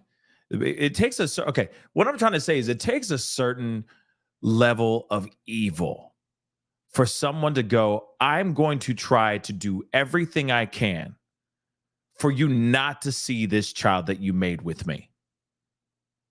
Really, that's insane. Unless you are an absolute violent piece of trash, bad influence for that child. It is mind-blowing when parents forget the love that they had, forget the beautiful moment when they conceived and made this child, brought this child into the world. They will throw all those things out the window and just go, I want to make sure you suffer. Because you divorced me, I'm going to take everything from you. You're not even going to see the kid that you bore. That's insane to me. That's insane. But you want to know something else? You want to know something interesting? It's a tale as old as time. People do this ish all the time. People are crazy. People want to still feel like they get the upper hand against the other person all the time. It is so messed up. It is so messed up that it happens, and it's so messed up that it happens often. Think about it, guys. And it all goes down on the fact that you have a better lawyer, or you have more monies, you got them bags, whatever it may be. Or you have maybe a temporary restraining order, a TPO, etc., on that particular person. So the court will look over there and go, oh, okay, well, she put her hands on him at that one time. So I don't know if she's a good influence for their child. So therefore, we're going to keep her with supervised visitations and stuff. Think about this, guys. It takes a certain amount of evil and vindictiveness for someone to actually go to their lawyer and go, yeah, you know, that woman that I just had a child with, that I'm holding right now, that I don't even like to begin with, allegedly, yeah, I want to make sure she doesn't ever get to see this child ever again. Can we make sure that happens? All right, bet. That's insane to me, guys. But I want to remind you, it happens a lot. People do it all the time. And it's just disgusting. And it may be people that you know. Some people that you highly respect. They've done this to their loved ones. I think it's absolutely jacked up. You guys, if it was a decision that you guys made to either make child or keep child, because those conversations do happen. You bring child into the world. And as soon as that person says, I'm not happy, or if just say there's infidelity involved, whatever it may be, let's say it's not something that's violent or has anything to do with chemicals. You get what I'm saying. Suddenly that person feels so betrayed that they say, I'm going to take this out on the one thing that they are so proud of, the one thing that they love more than anything in the world, the apple of their eye. I'm going to take it out on the kid. And a lot of times the kid doesn't even doggone know. Something is wrong with that. That's what I'm trying to say. Something's really maniacal. Okay. Dude was doing nasty work. Straight up. Doing nasty work. For what reason? Just so he can have a leg up on her? Just to stick that knife in a little bit deeper and twist it a little bit more to the right? Happens a lot. People do it all the time. Is it right? No. Some circumstances, yes, but people use it to just get under people's skin. Just to have a little bit of power. It's messed up. It's really, really messed up. Let's continue. But we still don't know why she got, supervised visitation rights, okay? With her daughter, which is insane. All right? Let's continue. How much you missed her? And I handed her to her big sister. And I took a picture of those two. And my oldest daughter was crying.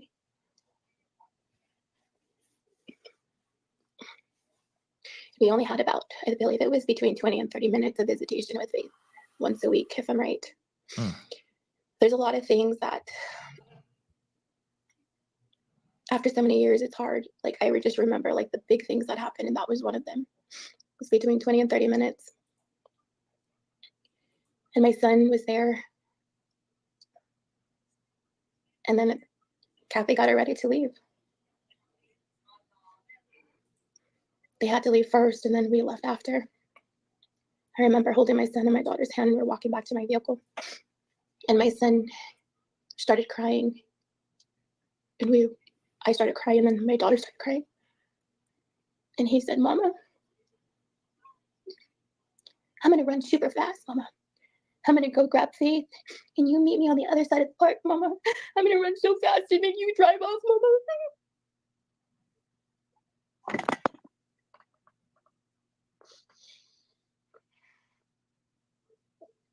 The pain that Christopher and his family has brought to my family is pain that we'll never forget.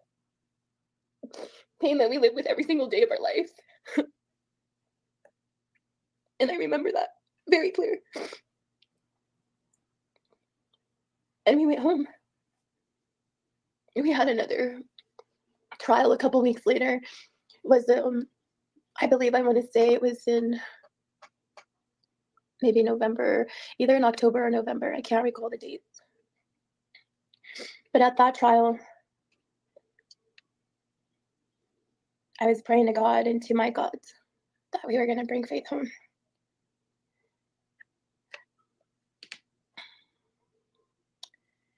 And we went to that courthouse, and with my mom and dad and Isabella and Noah. At this point in time, my mom was going to testify against Christopher. My daughter was going to testify against Christopher. And they had said, his lawyer at the time had said, don't let her daughter testify. And so we went without it, nobody testifying that day. Christopher had ended up getting, he was talking at the time. Judge was asking him all kinds of questions. And he made me look like a monster. He made me look like I was the problem.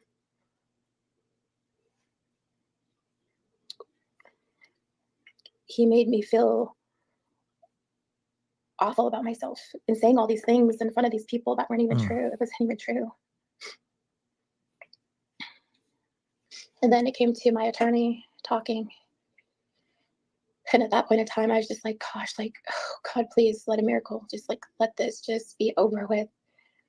When people tell lies and when they say hurtful things about you, you just feel so disgusting about yourself. And that's the way I felt. And I remember we needed to break and come back. And Mr. Edwards at that point in time went into the chambers with the judge. And I don't know what was being said, being done back there, but he was in there for a while. And we ended up coming back. He ended up coming back out. Court was back in session. Everything was, we were going back and forth again. And at some point in time, the judge just had enough. The judge was done hearing everything that had happened. And Christopher, was speaking, and the judge just said, that's enough. Like, I don't want to even hear what you have to say anymore. He's like, you premeditated this. This was premeditated. You knew exactly what you and your family were doing. You brought this woman out here with her children, and you guys knew exactly what you were doing. And he said, 8:30, Gallatin's Sheriff's Department, that's where the exchange is going to happen. My heart just dropped, like, and my attorney looks at me and he said, you just won. You won. And I wanted to scream. I wanted to hit my knees, and all I could think about is, I couldn't wait to wrap my arms around my baby again. And the judge, everybody was hysterical on his side, of course. And my daughter and my mom were waiting out there. And I remember his uncle going out there, and he swung open the door, and he was so angry. And my daughter overheard him say, she won. She won. And I remember my dad was still sitting behind me, and he had tears in his eyes, and he's like, let's go.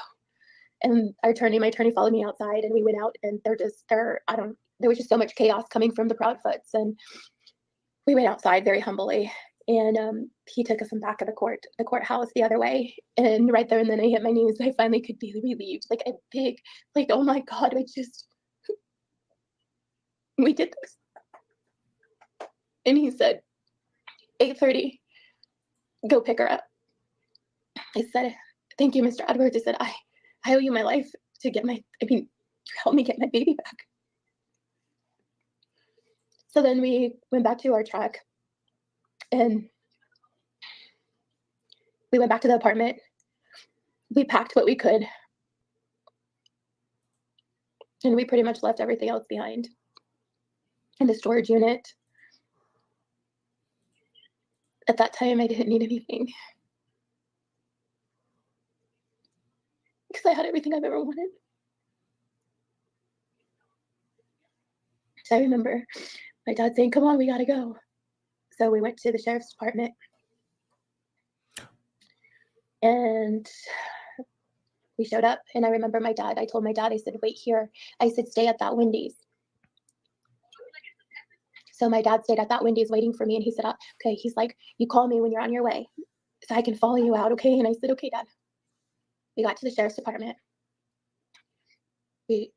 Christopher and his Michael, Linda, Kathy, Big D, Melissa, his whole entire family was there.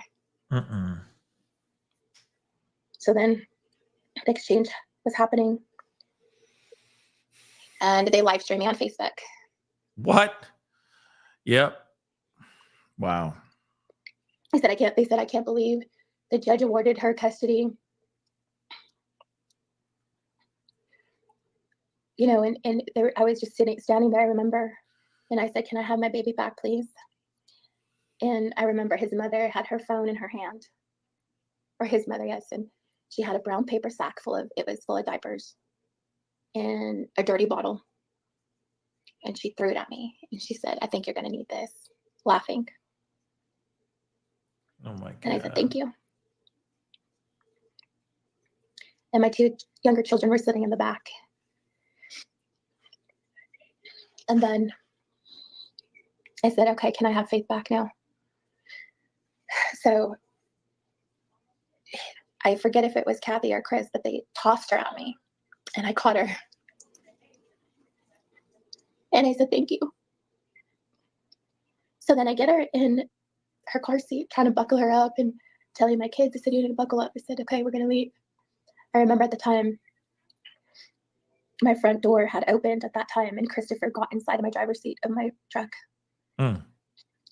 And everybody was still filming, live streaming me on Facebook. And Melissa Proudfoot had said, why don't you put it in reverse and drive over her? And I told my kids, I said, get out. I'm trying to get Faith out again. And I told my kids, and I remember he put the truck in reverse. And I told my kids, I said, get out. I said, jump, get out. And I remember them getting out as fast as they could. And we're running into the sheriff's department, and I had Faith, and I'm running, and I'm yelling, and I'm asking for help. I said, somebody please help me. Nobody came out. And then finally, he came in, Christopher, behind me. And finally, they finally opened the door. What the hell? And they put me in a back room with my kids. They turned the lights off on us.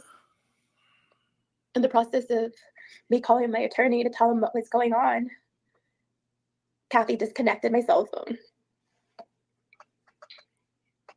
And I remember Mr. Edwards calling the police department and telling them they need to let me go.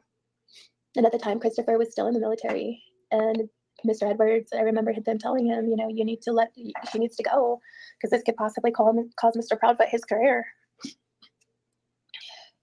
So at that point in time, I got escorted outside by a couple of sheriffs that were there. But I mean, they seemed like they knew each other, all of them, the Proudfoots. Excuse me. And I remember Christopher had asked one of the sheriffs if he could say goodbye to Faith, and I said, absolutely not. So I remember getting in my truck after I got the kids in, and I called my dad and I told him what happened. He was so mad. No doubt. He was lucky I wasn't there. I'd have knocked the shit out of him. Sounds about right. So I said, all right, Dad, I'm coming. Well, everybody followed me down the interstate. My dad and I were weaving in and out of traffic, trying to lose them. The whole family were following me and Dad about 80, 90 miles an hour. We were going down the interstate just to get away from them.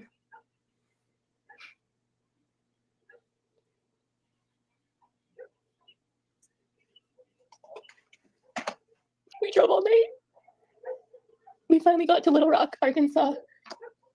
And Dad had asked me, are you tired? I said I could see if I could try to sleep. We couldn't sleep. So then we drove all the way home. We were all scared. We didn't know what was gonna happen. We drove. The relief that I had just to see, I've never felt so relieved to see that New Mexico. Welcome to New Mexico sign. I was finally home. Finally, we made it. Chris kept calling, and I avoided him like a plague. Because the judge in Tennessee awarded me custody. He had no jurisdiction over Faith or myself or my other two children. And at the time of all this, they brought CPS involved in that case over there. So we get home here, not even a couple days goes by. He ended up calling CPS on us here. And using CPS against me every chance that he got. Showing up to my kids at school. Scaring my kids. Just like he did in Tennessee.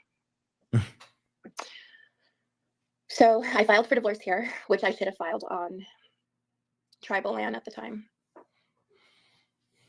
Because I wouldn't be going through this. So the divorce happened, but it dragged on and on and on because Christopher made a big deal about absolutely everything. I had to ask for permission to leave Bernalillo County. I had to tell him what I was doing, and if I left New Mexico, he had to know. I am part Native American, so our reservation is probably about 4 to 5 hours from Albuquerque, and at the time, my grandmother was still alive, so we would go out there to see her, and he really never wanted me to take Faith out there. And on top of that, he really never wanted Faith to be Native American. Christopher knew that I was Mexican American and also Native American, but he hated the fact that, and he still hates the fact that Faith is part Native American. So just everything, he would take me back to court for just everything. Yeah. It wasn't a good divorce. And the parenting plans, it had to be his way or nobody's way. It had to be his way or the highway. Listen, something I want to point out. This is, it's crazy. Okay. Everything that we're hearing right now. And of course, we already see, at least I've seen, and I'm sure if you agree with me on this, just for the sake of Sebastian, put green heart emojis when I say this. But in the conversations that I've seen so far, aside from Nancy Grace's interview, I've seen him being very, very controlling, like just controlling, like taking over the interviews or talking over Katie, not letting her speak, interrupting her when she's being asked a specific question, so on and so forth. It just seems like he's always like in control. So, or, at least for now. So when it comes to this relationship, before Sebastian disappeared, of course he's not going to sit here and say, of course he's not going to allow her to go and leave the state. Of course he's not going to be an easy divorce. Everything's going to have to be done by his terms and only by his terms. But I also want to point this out too.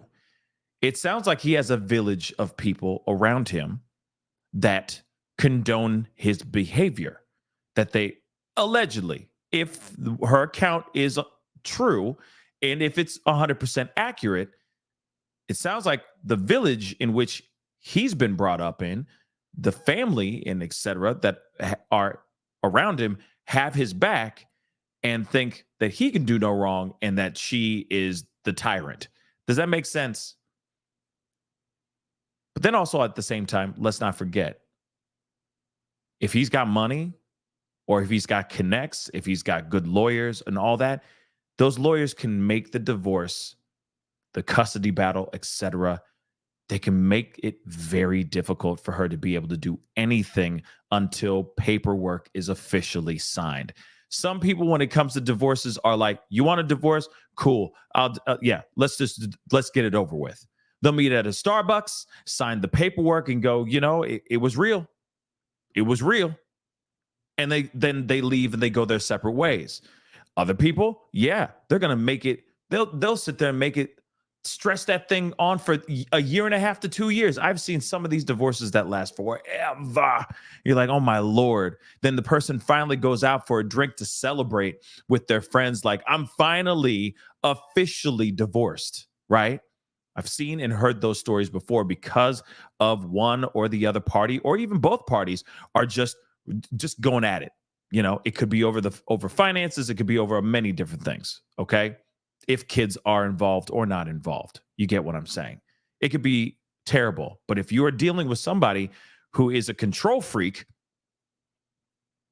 to a point of A, to a point of DV, he's going to make it very difficult. He's going to make it very, very difficult. And now we're seeing the conversations that we're seeing in these interviews and these podcasts and how he is interacting around in these streets. Let me point a few things out. We've talked about this during the Nancy Grace review. Okay, when we watched that and I kind of did my own reaction to the interview, we unearthed something major. He lied in one particular moment. Okay.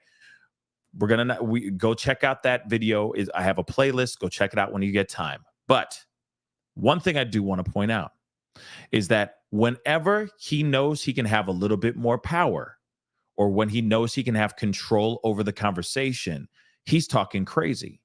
He'll talk crazy or talk over Katie or the interviewer, or take over the entire podcast in the podcast that we've seen. But whenever it has to do with news, whenever it has to do with TV, like Nancy Grace or the news, it's hands, and it's him talking normal and not talking crazy. If you noticed, that podcast He's like, you all want to ask me questions? Blah, blah. He's yelling on the mic, going crazy, exposing all these truths that we didn't really ask for.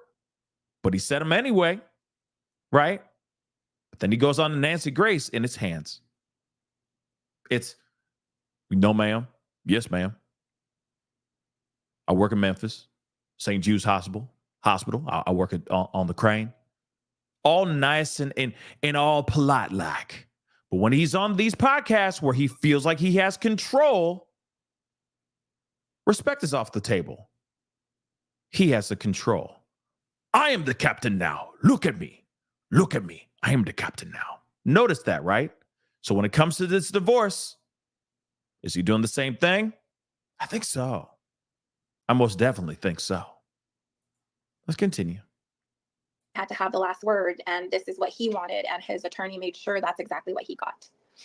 A lot of times I gave in because I wanted it to be over. I didn't want to have to or have somebody dictate what I can and can't do. I mean, I've been a mother for an X amount of years at this time, and it wasn't like, I'm new to all this, but everything had always had to have been Christopher's way. And even though I gave him what he wanted, it was something different. Oh, Faith can't wear leggings, or, just the stupidest things, or, it was dumb. I can't even recall how many hearings I went to with Christopher. It's been horrible. So at this point in time, I didn't really agree to the parenting plan. I didn't like it, but I signed it anyways, just because I wanted it to be over with. The divorce was finally final. And he was still stationed, I believe, in San Diego at this point in time. He was, if I'm correct, he was already living with Katie when we were still married. There we go. We were going through the divorce, but he had moved in with her. Venturing to And I was pretty Katieland. surprised how fast he moved on with his life. Like we never mattered. Like Faith was, like, he never had a family. I want to tell you something. Trust me, a guy like this, and of course, this is all speculation. This is all assumption here. But I'm going to tell you, I want to tell you guys, come on. You think he going to be sitting there waiting idly by until this divorce, until the ink dries on the divorce papers? Or do you think he's going to move the F on?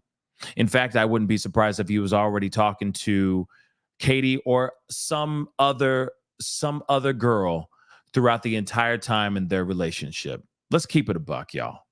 Okay, he's like, oh, when she was asking him, when apparently she slapped him across the face because she thought that he was like out here gallivanting with scallywags. He was like, oh no, she's a lesbian. She it ain't even like that. It ain't even like that, girl. It ain't even like that. And she's like, no, that's BS, because she knew what kind of person she was. Well, at least she knew at that time that she was dating, that she was married to somebody who's going to be out here in these streets. You got to remember, he had a track record of multiple divorces. I'm sorry. I hate to emphasize this so heavy, but real talk, a whole lot of divorces. When he met with her, sure, she had a divorce, but she was with him for 10 years, brought out two beautiful children, right? 2 beautiful children. And then she met him. He had already gone through three wives already, y'all. 3 of them, if I got the math right. Okay? Multiple ex-wives. Come on now. At some point, you're going to know who you married. At some point. And I wouldn't be surprised if Katie possibly was the side chick for a good long time. And maybe she just didn't know. And then as soon as that divorce process was going through, he clicked and dragged Katie into more of the forefront of his girlfriend, but but it's complicated category, And then he waited for the paperwork to be done so he can move on to his next new wife. Multiple wives, guys. Multiple. Let's continue on. But I should have known that as well prior to the marriages before me, like how he just moved on so quickly with his life. So I he would take Faith out there when she was little, like for 2 weeks or a week. And, Katie and them would be living the family life. Here we go with Katie. I, at the time, did not know Sebastian or Katie. I would just see Katie through FaceTime where she would be doing something in the background. And I would ask Christopher, like, I would tell him, I can't believe you've moved on with your life so quick. Like who does that? A lot of people, well, I'm no disrespect, but a lot of people move fast out here. Okay. Sorry, but they do. But it is for us regular people who hold on to relationships and cherish those relationships, the people that actually have heart out here. Yeah, it's shocking to us. But for those who just look at love as a fleeting thing, look at these relationships as if they are nothing, and there are a lot of people out there in the world that operate here like this. Yeah, the people who show love and care for that relationship and are, going through the Budweiser therapy and sleeping in and going, oh, what was me? My marriage just failed. We're gonna look at those guys with absolute shock and awe. Like, wow, you don't give a damn that we even had a thing. Yeah, that's crazy. But at the same time, there are some people who operate like that. Okay, it is pretty shocking. But real quick, the reason why I pause really is because of Christy R said, did you hear today where Katie's story was totally different from the first day from now? You know what? If somebody broke that down, I would love to see it. There's just so many damn interviews and so many videos. I ain't got time to put in a compilation video showing everybody like, this is what she said before and this is what she says now. But if anybody has that, please holler at your boy, send it my way. Okay. Send it my way. But yeah, of course, her story and the details have changed since the dawn of the first interview with the news all the way down to Nancy Grace, because I think Nancy Grace is the most recent one, unless there's another one. Unless there's another one that I don't know about that like kind of flew under my radar. You feel me? So yeah. And I think that's one of the reasons why Chrissy we are all looking at this and going, what? And side-eyeing those two like a mug.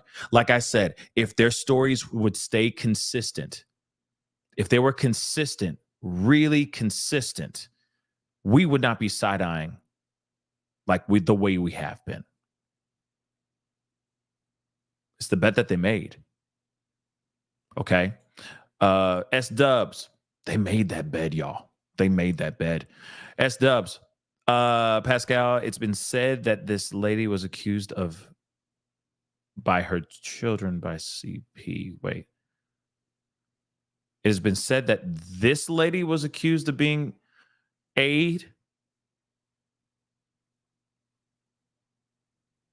Oh, okay. Gotcha. If that is the case, I mean, see, that's what's crazy. Because, okay, see what I'm trying to say here.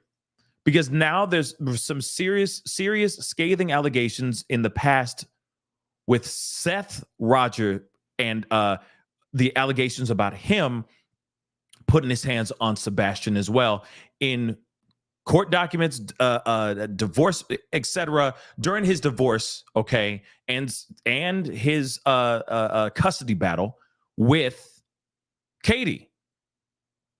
Now we have Nina stepping forward. Now, if she actually had supervised, well, she actually said that she had supervised visits with her child because she was being accused of putting her hands on her own children by CP. Don't you think it's possible that Katie would do the same thing to Seth? Think about that for a second, guys. Real talk. Now, I know that that's being shared like crazy. People are talking about that right now more than ever. They're like, oh, wait, Seth could be an animal too. He could be a monster too. But who's to say that Katie is diabolical as well? Who's to say that Katie's like, no, if we're going through this divorce, I'm going to bury you. What if there are two peas in the pod? If you really think about it, they're almost made for each other in a really messed up, diabolical way. But think about it. If they do the same mother-loving thing, those allegations towards Seth. Remember, those were dropped. There was an investigation. They looked into the thing, and those things were dropped, y'all. And he has custody over Sebastian. Shared custody. So I think it's the same thing. I think Katie went diabolical. She tried to put some nasty work on Seth. Put out all these crazy allegations saying all kinds of things about how and what he does with and around Sebastian and how he disciplines his son. CPS, the courts went in, did the investigation, found out all of those things were a lie, and he got custody. Now, I know that's what some people are talking about out here in these internet streets. But you got to remember, if CP could do that to her, who's to say that Katie couldn't do the same thing to Seth? We all got to think about it. We all got to keep both those possibilities, and we got to sit on the fence before everyone goes, oh, Sebastian was in hell. Seth was doing the same thing that Chris was doing to him too. We don't know. All we know is that Seth was nowhere near Sebastian when Sebastian went missing. The last person to see him alive is Katie, from what the timeline has been given. And we have to remember that. And that those allegations were all dropped, all of them. And he still had custody with his child. Think about that for a second. Think about it. But let's continue. Well, back and forth we would be going, with Faith. And I finally moved on with my life. But Christopher had made a statement the other night on one of the interviews, the podcasts that he was doing. And I didn't like the way he said this, how he called moved in with a man. Like, he knows this person's name. And he deserves to be called his name, not the man. And remind you, I've known Wayne for over 3.5 years. He was my client before we even got exclusive, like being in a relationship, before we even moved in together. He knew I had children. I mean, so for him to sit there and say that, he basically made it sound like he didn't know this person. He does. So here we are. Faith is 6. I'm still living in this nightmare that he's created. We live in fear every single day. We're constantly watching over our backs.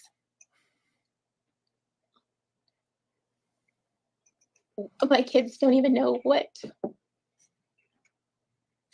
a normal childhood should feel like, because they were exposed to all this at a very young age. The awful things that other people could do.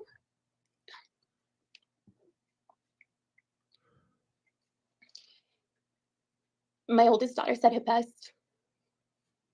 She said, Mom, I feel like I was robbed of my childhood because of Chris.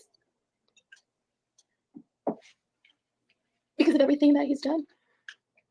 I've had to grow up so quick to protect my siblings. And you protecting us and always living in fear. Being called to the office and wondering if Child Protective Services was there. She's 15 now and still hates to go to the office because of everything that he's done and his family has done. I feel helpless because I feel like I can't protect them enough, and I wish there was more that I can do. We're still living in this nightmare. We're still going to court. He still complains about everything when it's not his way. In the beginning, there was CPS called. He used Child Protective Services on me because of the divorce, to get my children taken away from me. He has a friend that works at Albuquerque Police Department as well. That I don't know if he still keeps in contact with him. I believe so. He was told to do a welfare check on us one night, but he didn't take the call, probably because he knew both of us. I mean, I don't know, and I don't know how that would have been used against him either, I guess. Maybe he was worried about that. Just, he's been filing for full custody, Christopher, for about a year to 2 years now, if I recall. A lot of this stuff is just, it doesn't make sense to me. He's made a mess. He tells people that I'm unstable, that I need a psychiatric evaluation, that I'm, that I'm pretty much crazy. It's been a nightmare. And the recent one, why he's pushing for full custody, is because I moved Faith out of Bosque Farms Elementary to a Native American Academy in Albuquerque, where my youngest son goes and my oldest daughter goes down the street to a high school, and it's a minute away. So I was trying to make the commute easier for all of us. All my kids are in curricular activities. My son's in football. My Faith cheers for her brother's Yaffle football team. So practice. My 2 older girls are in Mexican folk dancing, Faith and her older sister are in Mexican folk dancing. My children are in 4-H. So my kids are super busy, and I work in the city as well. So trying to make my life easier, I decided to put her there, and he did not like that, him and his attorney. So they're pushing for full custody about that. I mean, I can't even recall how many other nonsense issues have been brought up. My children, myself, I mean, I'm over it. I'm tired. This has worn my whole entire family down, my children, myself. This is like the first thing I think of when I wake up, and the last thing I think about when I go to sleep.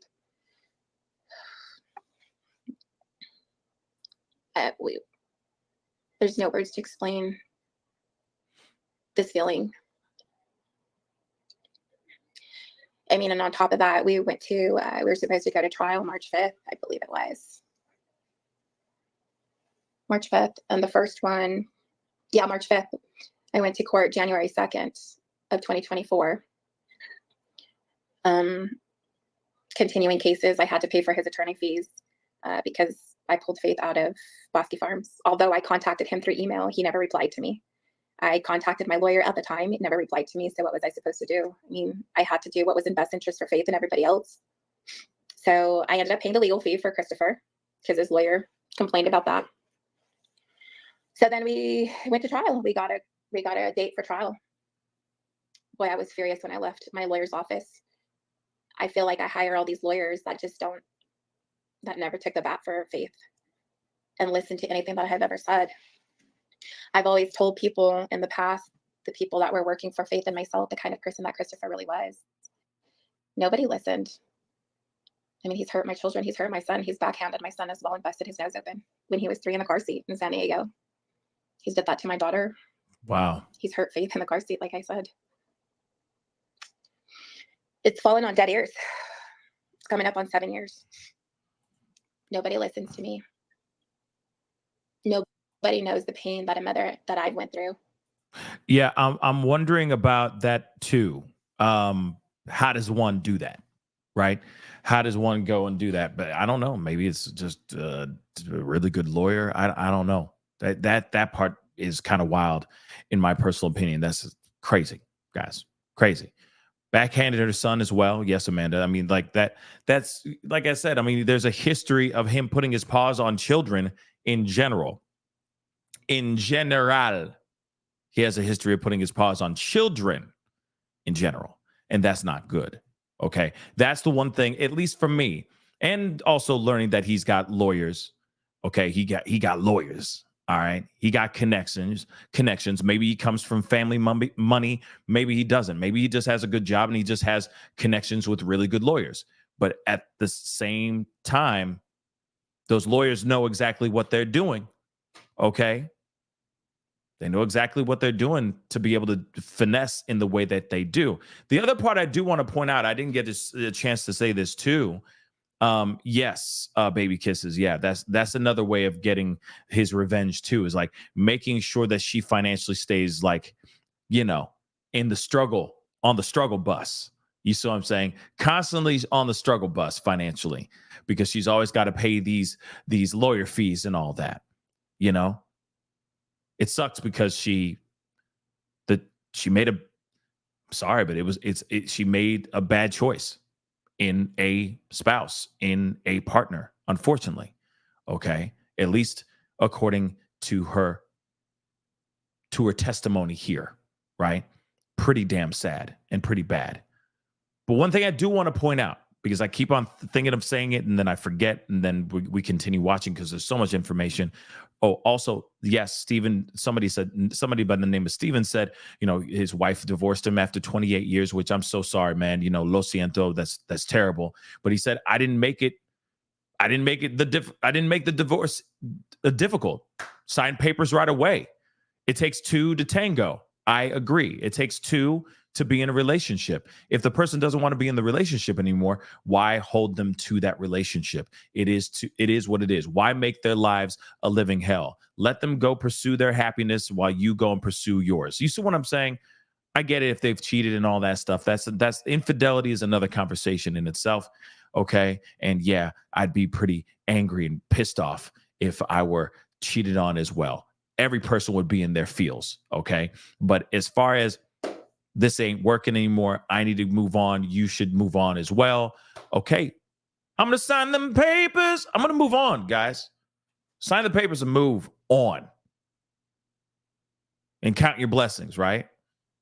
Not make the time for the divorce a pain in the balls. I'm just going to keep it real. It's not fun. Why do all that? Just people who are diabolical and still want to exact their control over a particular person is going to do that. And we're seeing that pattern. Another thing I want to point out. Remember when we had Seth on? He said live on the show that allegedly people are following individuals. Volunteers are getting followed. Content creators are getting followed. People are getting followed. And Seth is getting followed. By whom? Don't know. Are they private investigators? Are they members of the family of the Proudfoot family?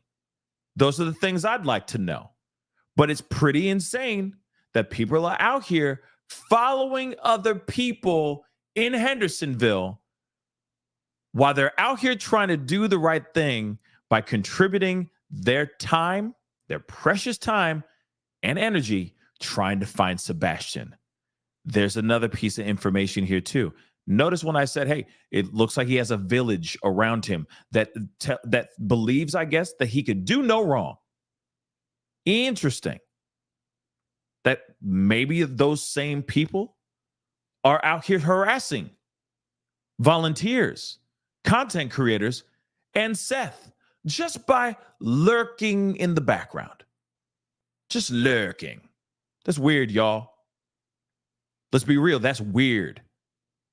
And then in my mind, I go, what are they hiding? Why all that mess? Everybody's out here trying to find out what happened. And the only reason why, I'm going to say this till I'm blue in the doggone face, the only reason why everyone's looking at the Proudfoots the way that they are is how they have conducted themselves in countless interviews.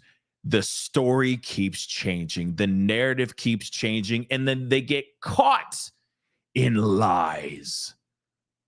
Proudfoot family, Proudfoot clan that is out here, y'all, don't be mad at all of us for catching those two in their lies.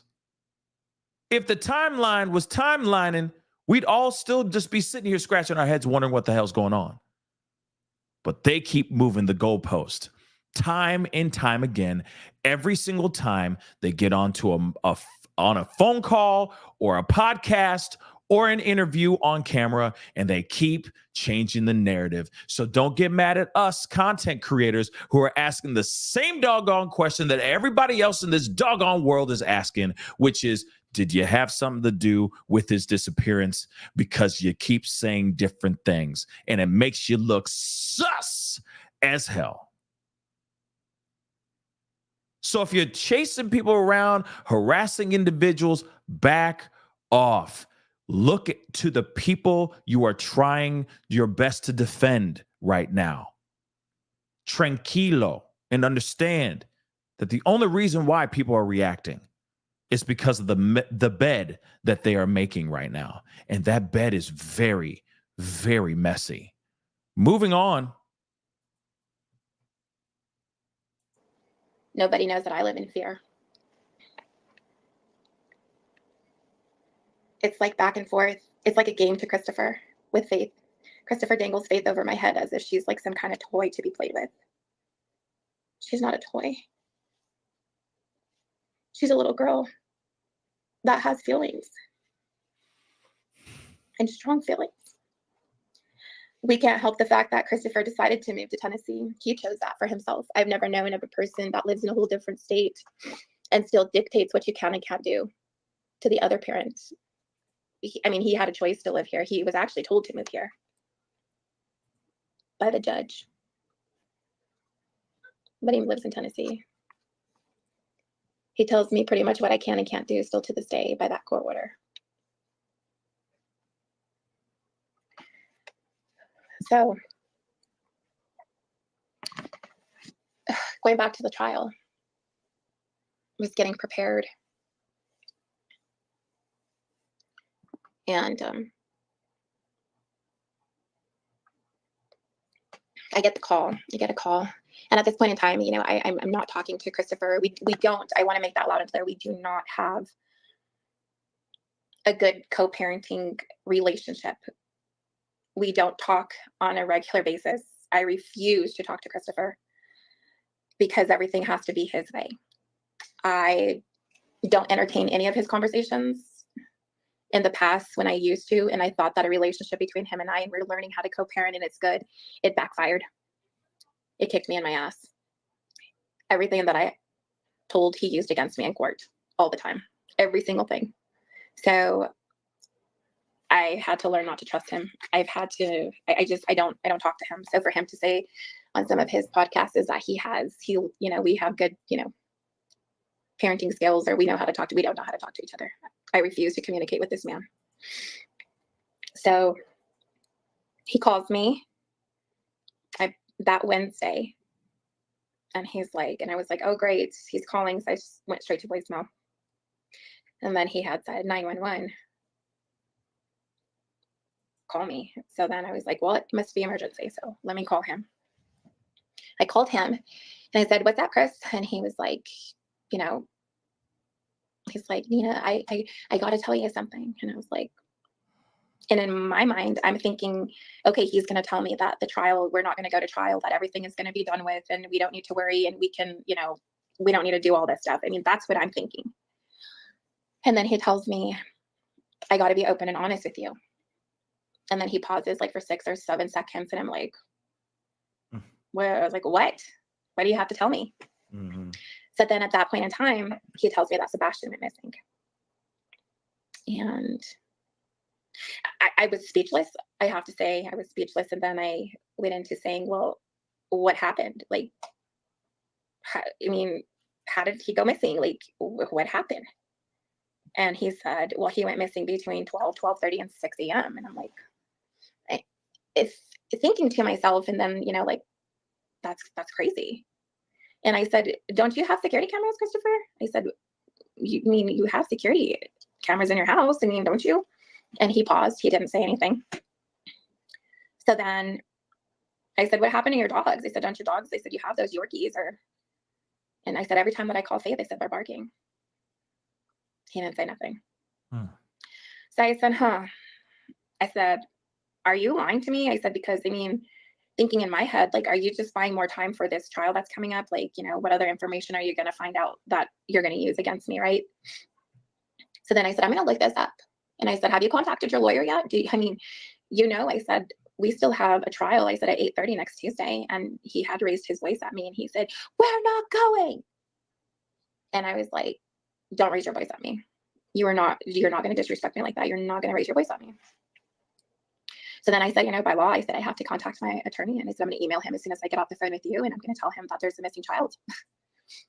And I had stated like, okay, well, is there like something, we could do? Can you send me like a flyer? Can you send me something? I said, I could put it on my social media and it'll take off. Like I have a lot of people that I know and a lot of my clientele. I said, we're willing to, they share a lot of my stuff. So he never sent me anything.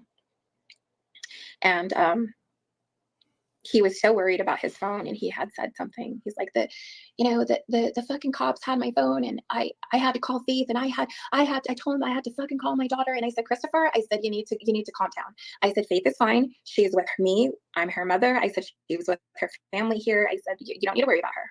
You don't need to worry about her whatsoever. And and he wanted to say more, and he repeated himself again, and he said, I need to be honest with you. And I was like, Christopher, I don't have time for this. I said, I just don't. I said, I gotta go.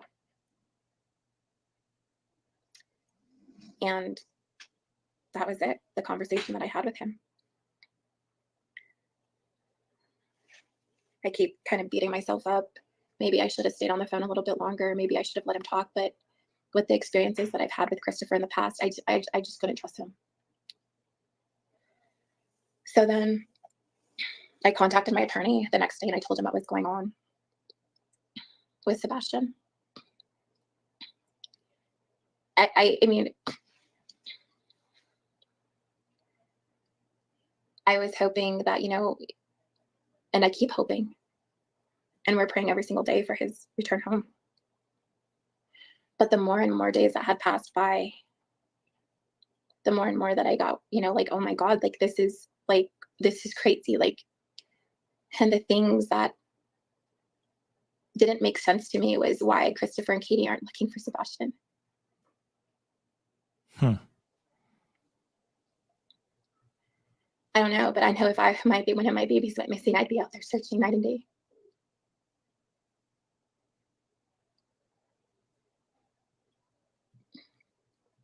Couldn't agree more. I don't know how somebody could just sit at home. Go on vacay. And just wait for your baby to return. Vacay. They went on vacay. And I'd be out there looking every single second. I'd be out there by horseback. I'd be out there by a golf cart, by whatever I can get my hands on to get into the forest and look, or wherever in these neighborhoods, wherever I could possibly go. I'd still be wearing the same clothes that my son or daughter went missing in. I'd be running on adrenaline. All I could think about is the time that happened to me when they took Faith from me. I couldn't eat. I couldn't sleep. I couldn't even drink water. I lost so much weight. And I knew where my baby was at. Christy R., I don't know what you sent, because on there it just says fast forward to 31 minutes. That's all it says. Just so you know. I'm going to continue on, though.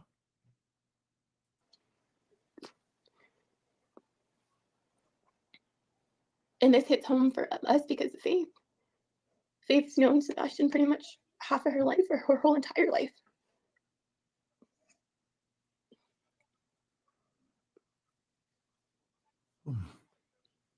I feel for Seth. I feel for his family, the Rogers family. I'm in shock. I can't believe this has happened. And Faith asks me, and she talks about Sebastian,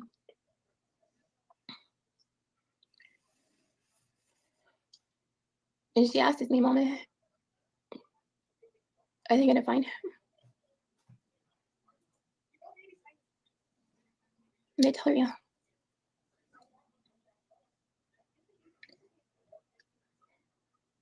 I've talked to Seth on a parent-to-parent level.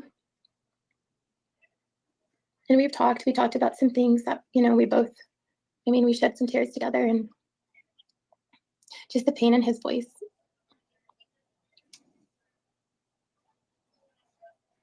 it hurts. But everybody, I feel like people now want to listen to me. People now want to hear my voice when I've been saying the hurtful things that were done to my children and to myself.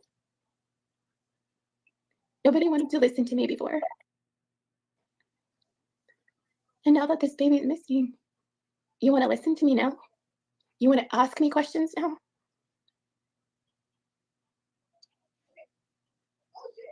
Like I just feel helpless. Like I don't know what to even think anymore. I see all these things that are being said and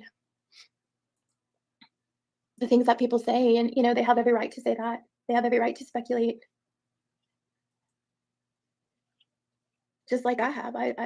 There's so many things that I've thought about in my head, but I mean, I've thought of the things. I've sat back for a month literally and watched everything and followed every possible thing that I can, listened to what people have said, podcasts, like everything. And I needed for my voice and my story to be heard of my experiences with the Proudfoots and Christopher and Katie. Katie jumped on that bandwagon, or that Christopher and everybody else was on. Just like this past December 27th, Faith was going out to Hendersonville to see her family for the holidays. We drove her to the airport. We were all happy. We all got out. Isabella, Noah, Wayne, myself, got her out of the truck, and we said our goodbyes. We hugged her. We kissed her. There's Katie standing there recording everything like she always does. And I hug my baby tight. I tell her I love her. And we prayed. We asked God to keep Faith safe and bring her home safe to us. So as she went with Katie, I had somebody that Christopher, Katie, and his lawyer hired. His name is Michael Tinker. He served me with paper. And he tapped on my window when I just rolled it down. And he said, "Are you so-and-so Gomez?" I said, "Yes." "Why?" He said, "Because you've been served." And the first thing I thought of was, they're going to take Faith. I got out of that truck so fast and I ran into the airport.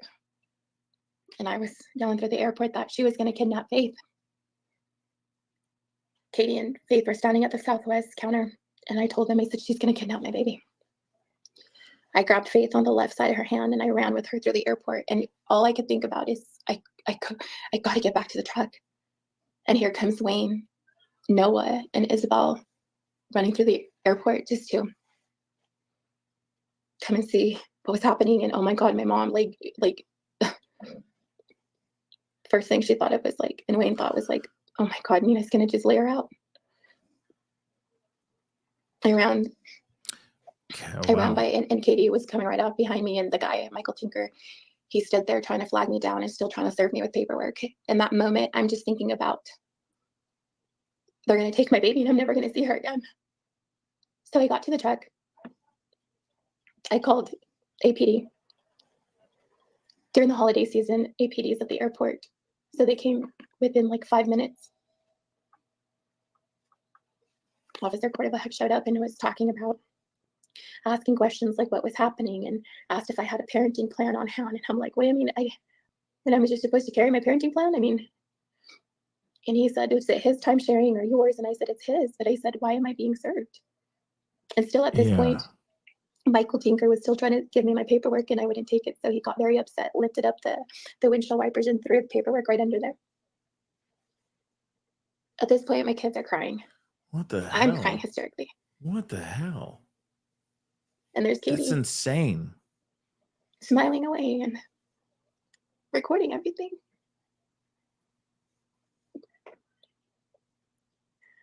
Then the officer's like, "Ms. Gomez, you have a court date coming up. And if you don't want the judge to be upset with you, you need to let her go."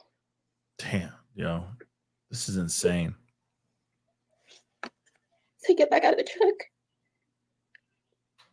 We all do. And I get down to Faith's level. And I tell her how much I love her. What the hell? And that mommy's gonna always keep fighting for you. And don't ever for 1 second think that mommy does not love you.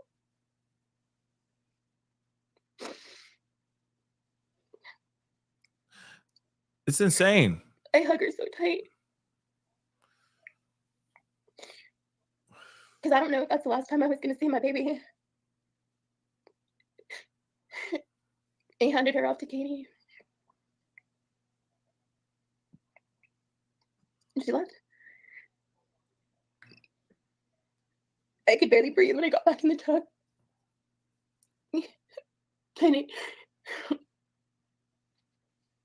Trying to think about, what do I do now?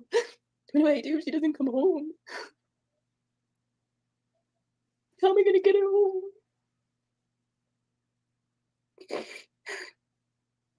Faith stopped. And she looked at the truck driving away, and Wayne looked back, and she probably thought, is that the last time I'm going to see my family?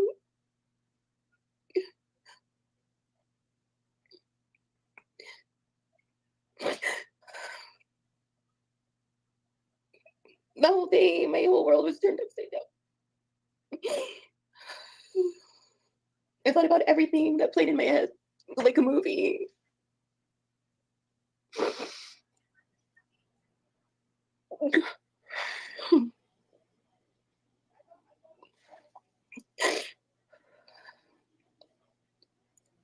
That day was hard. I came home and I crawled up in a ball. I didn't want nobody to bother me because I'm thinking about how am I going to have enough money to get a lawyer or anything like that. What did I say before?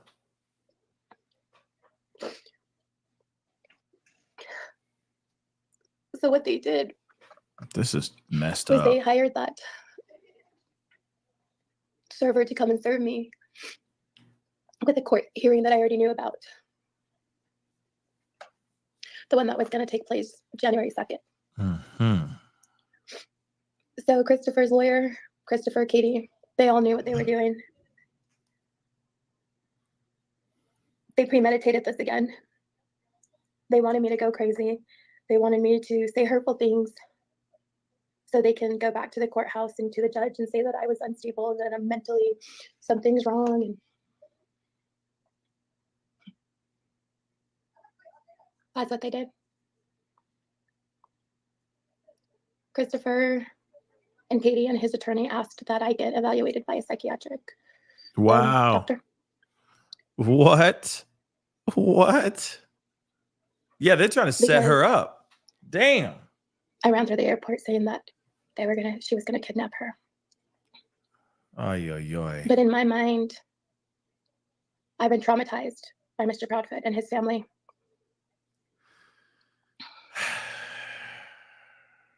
And I brought back trauma.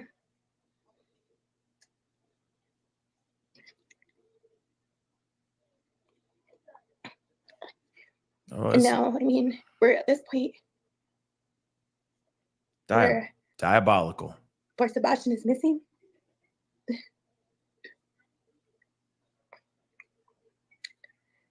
And everybody, the judge and,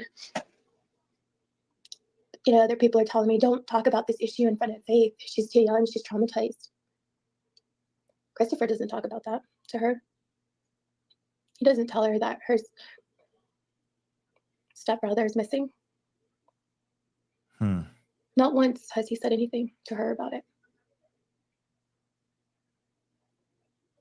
I think Faith needs to be aware of what's happening. She did talk to Sebastian when she'd FaceTime Chris and he was at his house.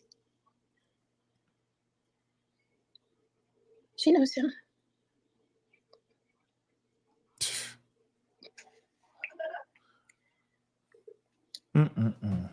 I I really don't know what to say at this point. Like with Sebastian missing and the situation with Faith, it's been an ongoing situation. I was unaware that Sebastian's father was getting him. I was unaware that he was going to live with his father permanently. Finally, that was disclosed to me about a week and a half ago. I was in shock because I went like, how can you know that you're getting your child for full custody? Like, I mean, you and Katie were preparing for this. You're giving away one kid to get another one. Like, I never understood that. I still don't understand that.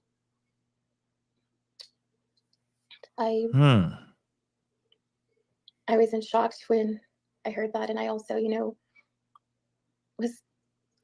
it's sickening to think that, and to think that you would be getting a child.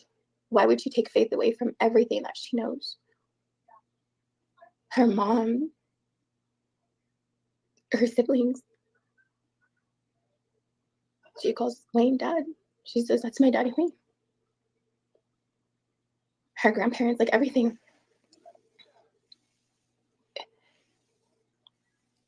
I don't, I was lost, and now the more and more I find out, it just makes my stomach turn even more. Like, going back to this court hearing that we had, we never got an extension on the restraining order.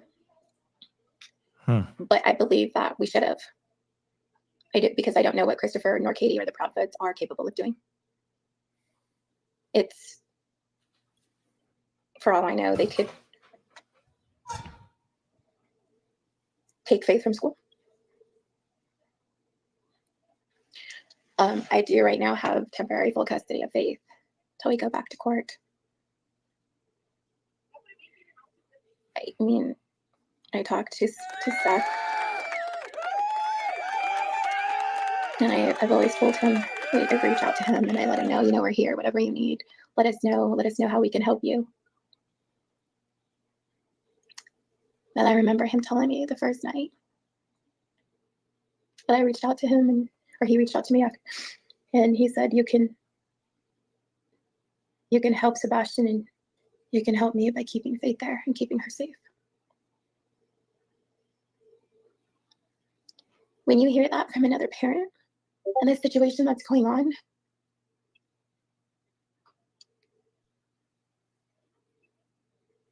what do you say? Like, I'm doing the best that I can, but it's the justice system here.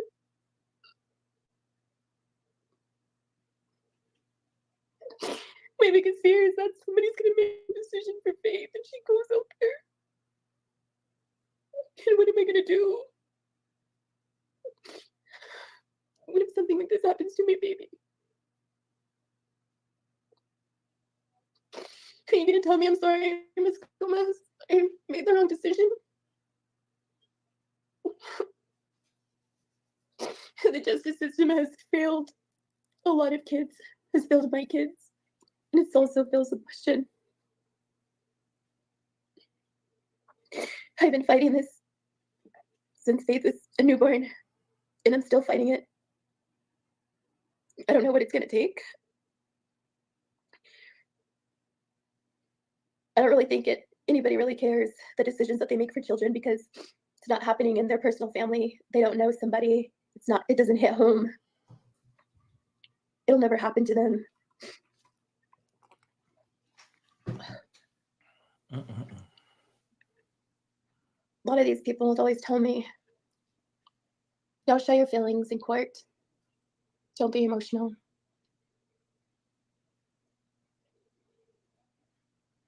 So I'm just supposed to sit there without feelings, without crying, without telling people how I really feel.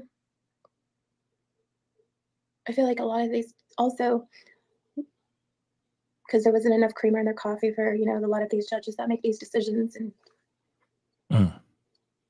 maybe they got angry that morning or whatever the circumstances are. They make bad choices for a lot of these children. And I won't let Faith be one of them. I will always fight for Faith. Like, happen. I agree. I mean, obviously, I feel like every parent is going to do everything they can. I mean, well, most parents, I guess we got to say it like that. Most parents are going to do everything they can to protect their loved ones, to protect their kids. This is crazy. Let's just continue. There's a little bit left. I said I wasn't going to play the whole thing, but I ended up playing the whole thing.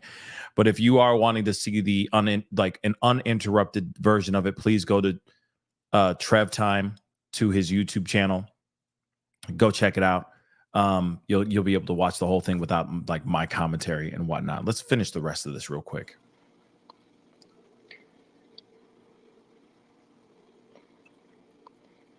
I wish people would open up their eyes and listen to when people are saying it's not a good idea. I don't think they're stable. I don't think that they're a healthy parent. I just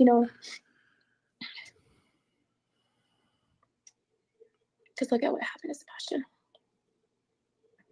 And I feel for him because I'm a mom of a 15-year-old daughter.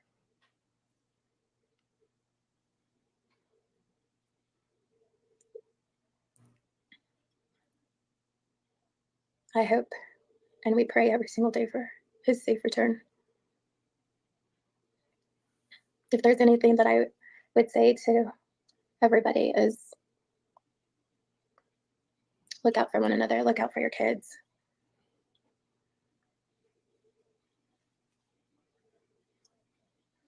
And no relationship is worth your children's relationship at all.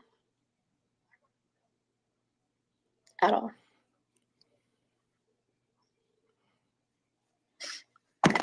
So I believe I had to tell my story so it can get out there, because it still haunts me to this day. It haunts my children. It haunts our everyday life. We don't live a normal life.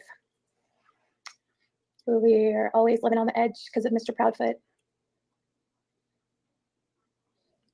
mean, his mother wanted to pay off the daycare, buy them some new playground equipment, just so Christopher and his mom can stay there longer to see Faith.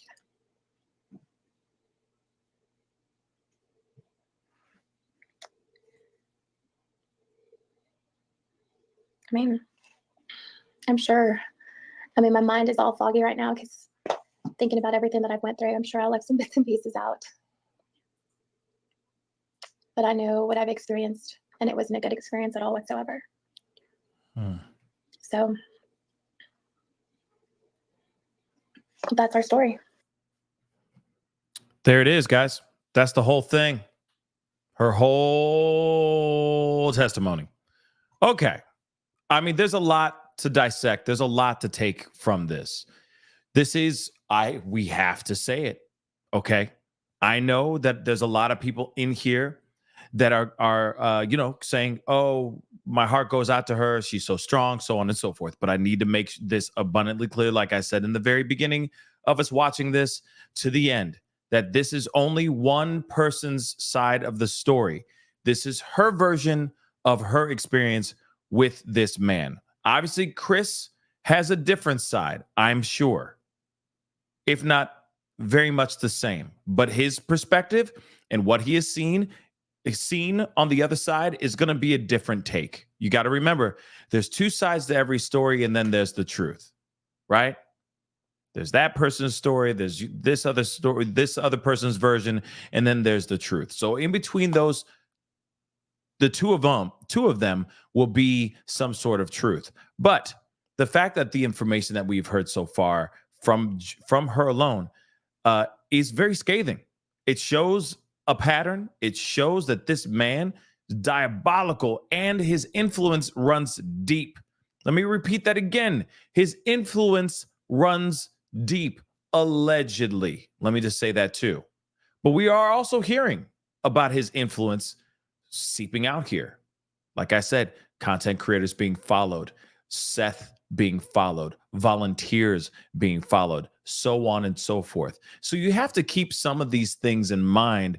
And it's kind of hard not to lean on this information and look at it as truths when you see all these other things that are kind of stacking up against CP right now.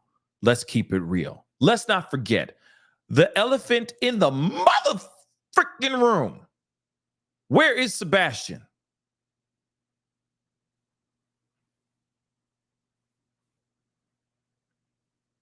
Trust and believe.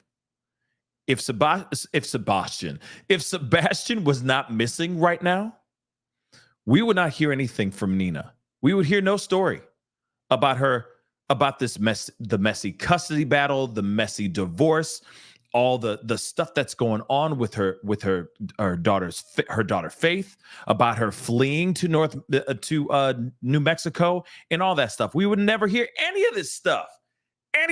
This all would be bupkis. This would not be a story that we would hear at all. But the reason why we're hearing it right now is because of the inconsistencies that we have seen and heard from the Proudfoots on multiple platforms, TV, internet streets, and the like. None of this would be happening right now. None of it. Maybe, let's be real. Even if they weren't in the interviews and whatnot, if Sebastian was still missing, maybe she would step forward and speak out. And I'm sure there'd be even more wilder allegations and wilder speculations running amok in these internet streets if they did not go on to these interviews and go on the TV and these podcasts. But at the end of the day, if Sebastian was here, alive and well, going to school, spending his much needed father-son time with his biological father, Seth, right now, we would not hear anything about this at all. So I get it that there are going to be people out here that are going to sit here and say, oh, yeah, Nina crazy. That's why. She's just trying to get revenge. This is a perfect opportunity. Revenge is a dish best served cold. Well, I tell you what. The Proudfoots have not really been doing a good job at showing good faith out here in these streets at all. She's only sitting here going, no, you guys know okay. Y'all are seeing exactly what I've been dealing with. You see it in the interviews. So I'm just concurring. Yes, I concur. I've dealt with it. I've dealt with Katie. I've seen her. She's just as diabolical as Chris. We're hearing that now. Let's be real. She didn't say it. She didn't say those words, but she's basically saying they are two peas in a pod. They are just as diabolical. They are both the same. They are Bonnie and Clyde of the diabolicals. They're Mr. and Mrs. Diabolical. Do you see what I'm saying? In a criminal, messed up, mucked up, hell-risen world, they were made for each other. That's basically what she's trying to say here. Because anything he has said, or how he's been out here treating Nina alone, especially when it comes to the custody of Faith, it seems like Katie's just sitting there going, I got you, baby. We recording this, baby. Yeah. Go ahead and muck it up. Mess up, Nina. I got it all on tape. We live streaming too. Look at this mother lover. Now, we could look at that and say, okay, is that brainwashed? Is she manipulated? Maybe. Or maybe Katie is just a diabolical mother lover. As soon as she was popped out the womb, right as she walked out of those velvet curtains into life, she was looking like this. Coming out the womb, just a diabolical look. Maybe that's what it was. I don't know. I really don't know. I really don't know. But what I hear right here is that they're two peas in the pod. They work together, and he's not alone. He's got a family of people, or at least a clan around him that are holding it down for him. We've already heard the stories.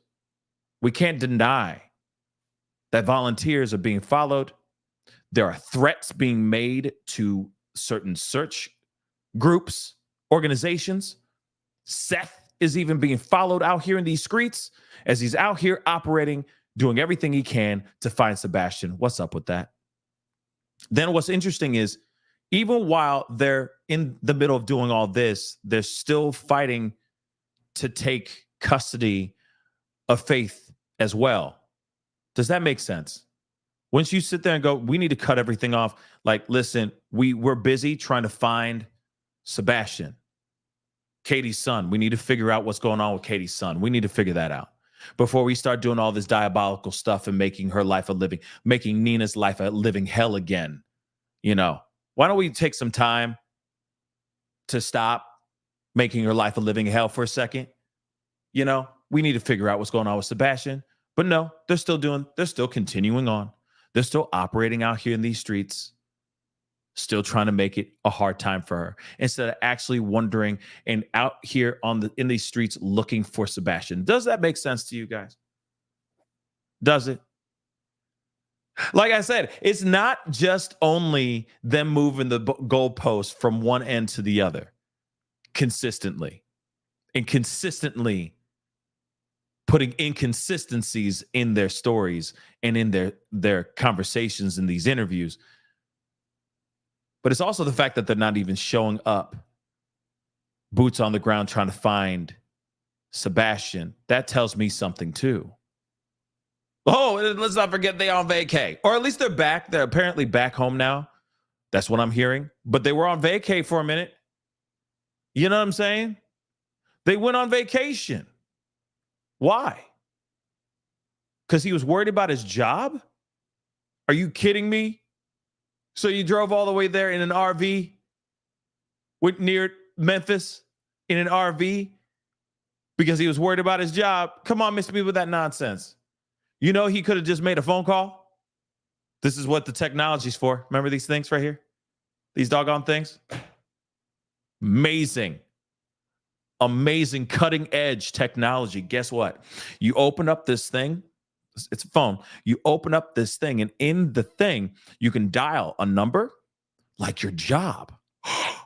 And you can find out if you still have a job or not. Oh, even so, what's crazier is that there's these little cameras on these phones now, and you can FaceTime people so that if you need to talk to your boss face to face, what? You can find out right there in person on camera. So it's almost like you there, but you ain't. You feel me? So you don't have to get into a mother-loving RV and drive all the way the F out to Memphis just to see if you still got a mother-loving job. Okay.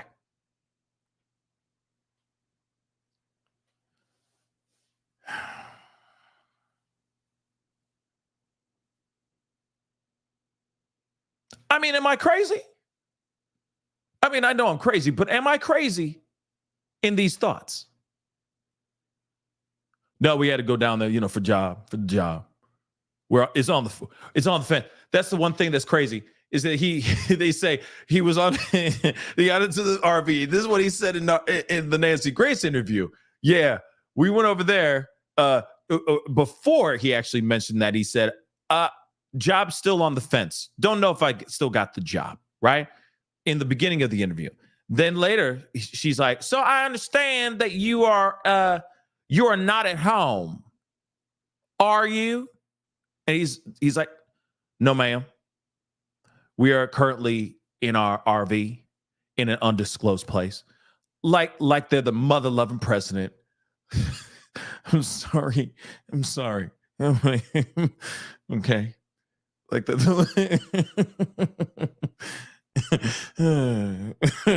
okay. And then it said, yeah, we're on here for my job. Didn't you just say 30 minutes ago you didn't know if you still had the job or not? So why are you over there? And it takes a phone call. Hey, Billy Bob, do I still have my job? Nope. Okay, thank you. Click. Moving on. So make that make sense. They went on vacay. They went somewhere so that they can have mad, crazy, passionate love, blowing her back out in an RV down by the river.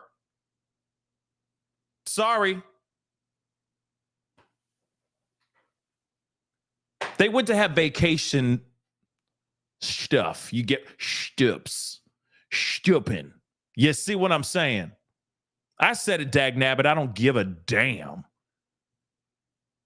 Because the timeline ain't timelining. You got to keep telling the truth and stop lying. That's the problem. Okay? So when you go on a trip, when your son is nowhere to be found, you go on spring break, is wrong with you. Like I said, none of these problems would be happening right now if, let's start with him actually being home, getting ready for school, enjoying, if he celebrates Easter, celebrating Easter with his family and all that. But no, none of that's happening right now. None of it. So, of course, you're going to have things like this come out. You're going to have this come out. Now, I understand. People are going to sit there and say they don't believe it, that she's out here just trying to scoop up the opportunity to just take him down. But I'm telling you right now, though, I do believe that there are truths in what she is saying. If a lawyer, her lawyer, is saying, yep, you can go and do this interview. Yep, you can tell all of this right now. Clearly, they have all this documented. And also, because you guys are so freaking smart, the fam is too damn smart. Let's be real. Y'all be too smart out here in these streets. She's risking it all. Because if she is saying anything that has any indiscrepancies in her testimony here, they could probably scoop this up and use it against her. And they can go, see? Remember, they said they don't think that she's mentally fit, that they said that she's crazy, deranged. If she is lying, they'd be able to scoop this whole thing out and go, we'd like to use Exhibit A. It's 2 hours long, but if you want to watch it, you can see Miss Nina has lost her marbles. Just saying. She's risking it all right now. So why would she risk it all if it's 110% a lie? So, like I said in the very beginning, and I'm going to answer those questions now. I said, does this have anything to do with finding Sebastian? I think it gives us some information. No, it doesn't tell us like, oh, he's located in this particular place at this particular time. No, I don't think so. It doesn't give us anything like that. But it gives us a pattern. It gives us an idea or some inkling that there's a history of violence, at least with Chris. Katie, there's no allegations of her being violent in here. We see that she's Team Chris, but it does not mean that she was caught red-handed doing anything, and nor does it say anything about Chris being caught red-handed doing anything in the disappearance of Sebastian. But it does show a history of violence, and that's a big piece. And the fact that he has family that he got on his side, and he's got some really good lawyers, at least better lawyers than Nina has. Clearly, Nina cannot afford the really good ones, the really, really expensive ones. Let's just say that, because there's plenty of great lawyers that work pro bono. Let's keep it real, okay? Plenty of fantastic lawyers that work on the free 9s and 9s, okay? But still, financially, she's having a hard time. He got the monies, so he's able to get those powerful, expensive lawyers. That's a piece of information that's good to know as well. But he also is connected. His hometown is Hendersonville, where he walks around and kicks rocks in. is Hendersonville. It's uncharted territory. That's what I'm trying to say. It's uncharted territory for this mother over here, for his ex-wife. Uncharted. So there's probably people he's grown up with, known since high school, grade school, etc., known for a long time. That could be very dangerous. If you got somebody with that kind of influence and that kind of money, and you also got a family, a big family, it sounds like, that's got his back too, and they're holding it down for him as well. Like I said, and I'm going to say it now, I'd be very, very careful if I was a content creator, all right, that was going into that town and filming, kicking it and doing whatever. I'd be very, very mindful of how I operate out there in those Hendersonville streets right now, because you never know where the influence is coming from. Real talk. I'm not sitting here saying it's dangerous, but you might find yourself getting followed. You just might. And that sounds terrible. And it sounds creepy as hell. And highly unnecessary. Highly unnecessary. Why do you need to do all that? Why do you need to follow people if you're not hiding something? See what I'm saying, guys? Like, listen. I want so badly, more than anything in the world, to look at all parties of this case as innocent as hell, and that we just need to find out where this young kid is.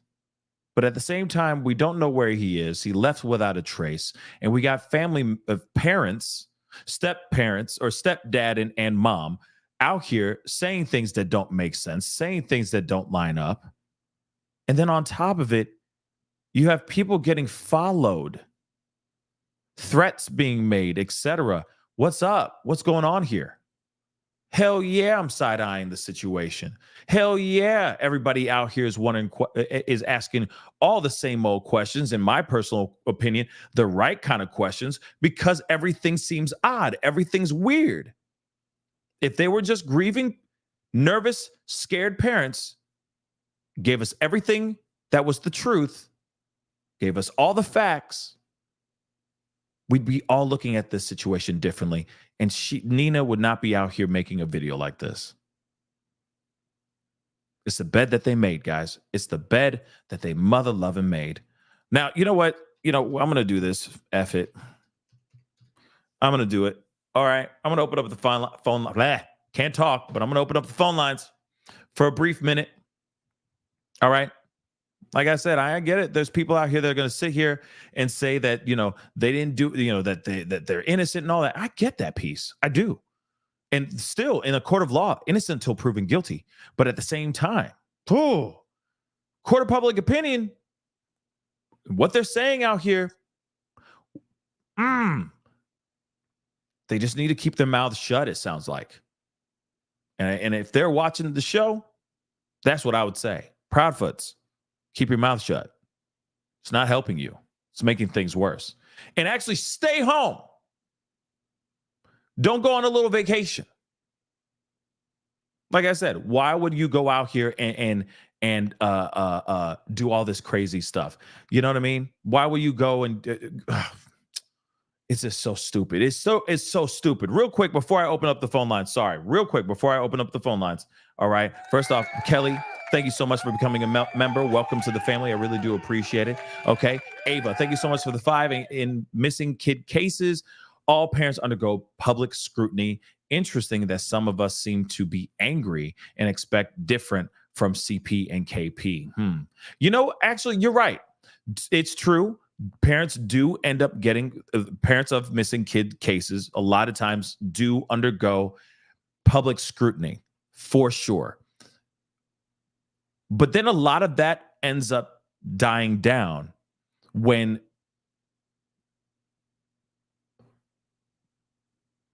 things add up. Does that make sense? Sure. The phone lines are not open yet, guys. Phone lines are not open yet.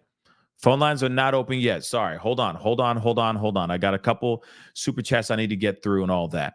That is true, Ava. Very good point. Okay. Shoot, even the Petitos, the Petito Schmidt family was getting ridicule, in the very, very, very beginning. I mean, it was very, very light, but at first there was a lot of shade. For what reason, I don't even know. Okay, when Gabby went missing and all that too, when she first went missing. Okay. But obviously that shifted because it was like, well, what's the reason of getting mad and putting blame at the parents when the parents weren't even there? You see what I'm saying? They weren't involved in her missing and all that. Now, I do see that as well, for sure. Jean-Benet Ramsey's case, for example. Family are still staring at the parents, still speculating those kind of things. And I feel like it's going to be a case that will always be a mystery. I don't know if it will ever get solved. I don't know. Maybe it will. But anyway, that's a whole conversation itself. But yes, they seem to be. But it's interesting that you think that people are angry and expect different from CP. The only thing I expect different is consistency. Shows proof of innocence. Because there's nothing being shown of anything other than that. The other thing, too, I will say that I find weird is that if you work for Brinks Security and you don't have a security system, I find that odd. You don't have cameras around your house, etc. I find that odd. I don't know if they were doing that because they didn't want to be caught putting their hands on Sebastian, or they didn't have a chance to get to that yet. But I do find that a little bit weird, I just find that a little bit weird, personally. But then again, like I said, consistency is the flaw here. And that's the reason why I think a lot of people are looking at the stepdad and the mom.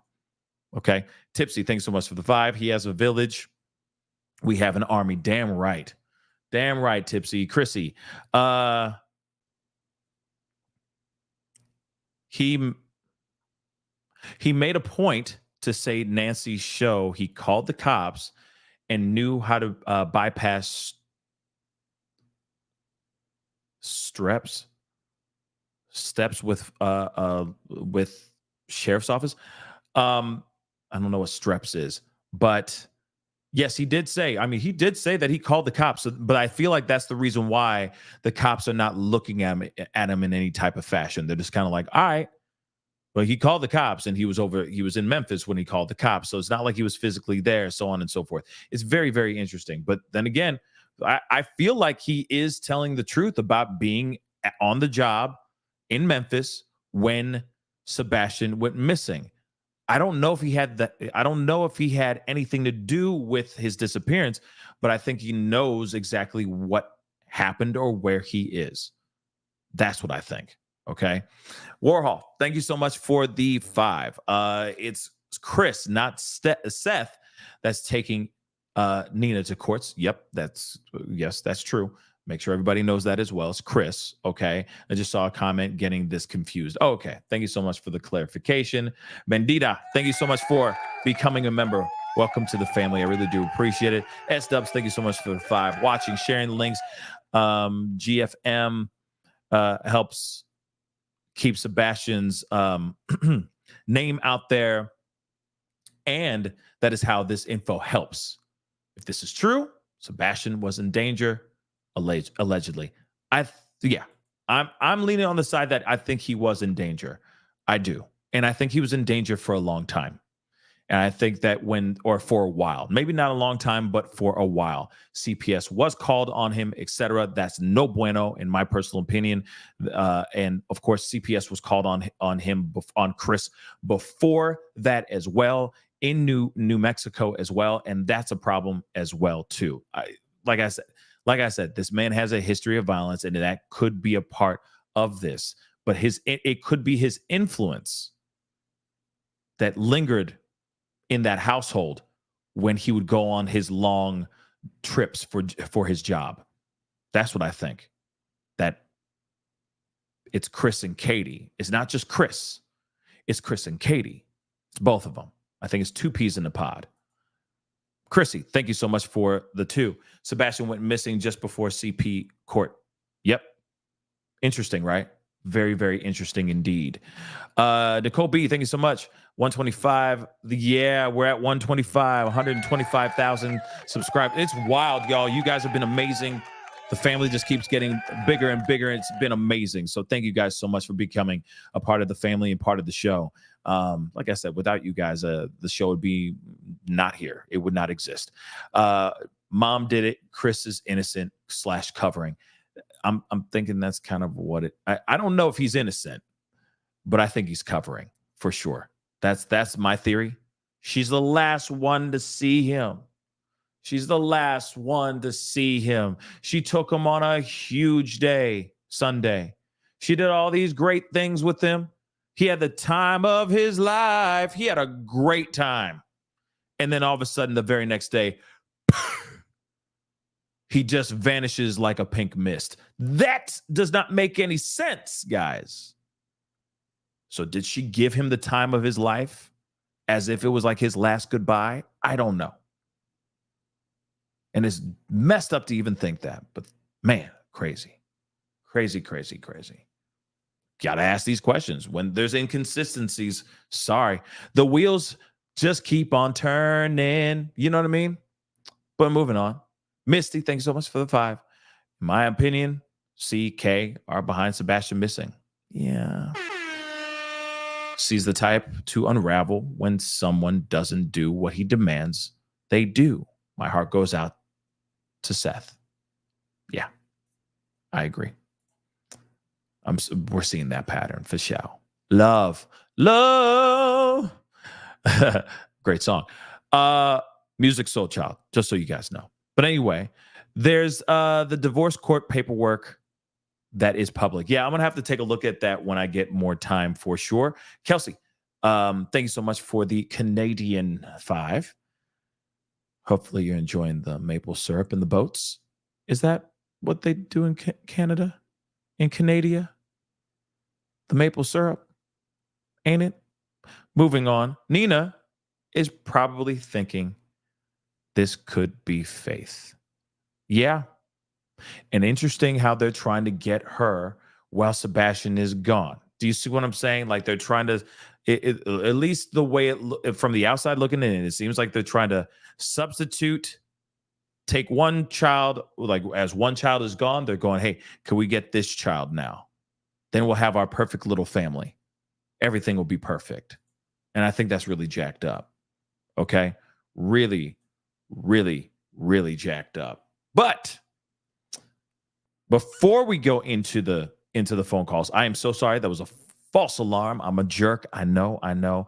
There is something I wanted to share with you guys because somebody sent this to me. Hold on. I want to make sure I give credit where credit is due. Okay.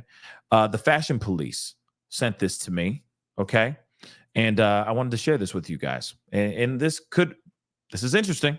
So in 2019, November 2019, October and November of 2019, as you can see right here, this is apparently Chris Proudfoot taking like parenting classes, which is interesting. So take a look at this. A filing certificate, like for example, November 19th, 2019, notice of filing certificate of parenting skills and high conflict behavior skill courses completion. Say what? And these were, he did it like, he did like 2 days of one of them. Or actually like, no, it's like, I guess he was doing 3 different courses. So one on the November 18th. Okay. I guess it was after this hearing. So certificate of compliance, Christopher Proudfoot, 24-hour parenting skills, ages 0 to 18. So he was court ordered, exactly, Skinny. He was court ordered to show up to parenting classes.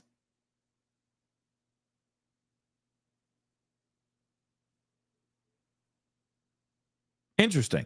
Brenda just said on Facebook, which I think is really important to know as well. Could that be what it is? Brenda, thank you so much for the comment on Facebook. Said parenting classes required to get divorced when kids are involved. So this could be a nothing burger. This could just be standard procedure. But it is odd when you see things like this. Welcome to the family, Jody. Thank you so much. When you see this and there's also somebody missing, that is very interesting, right? It is still very interesting. So he went through these high conflict behavioral skill training, parenting skills, 0 to 18. And then the other one up on top that I just said a second ago. Okay. Filing certificate of parenting skills and high conflict behavior skill courses completion. So he went through, like, he basically did a course, like a whole day course.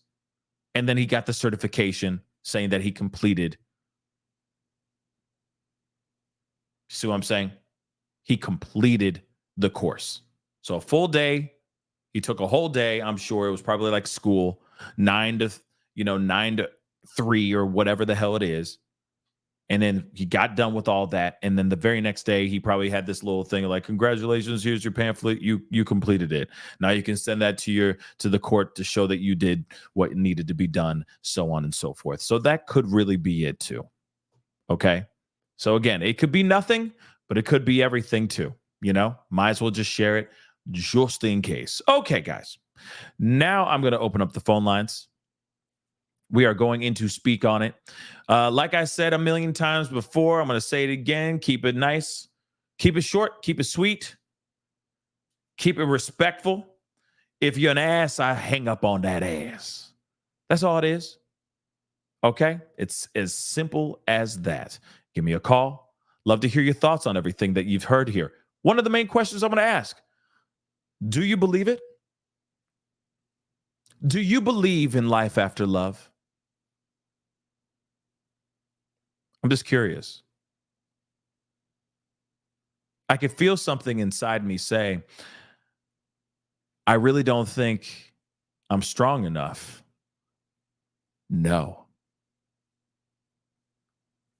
Let's move into this. Hey, you on the mic with the Pascal Show. What's your name and where you calling from? Cassie Roku from Seattle. Kathy, you said?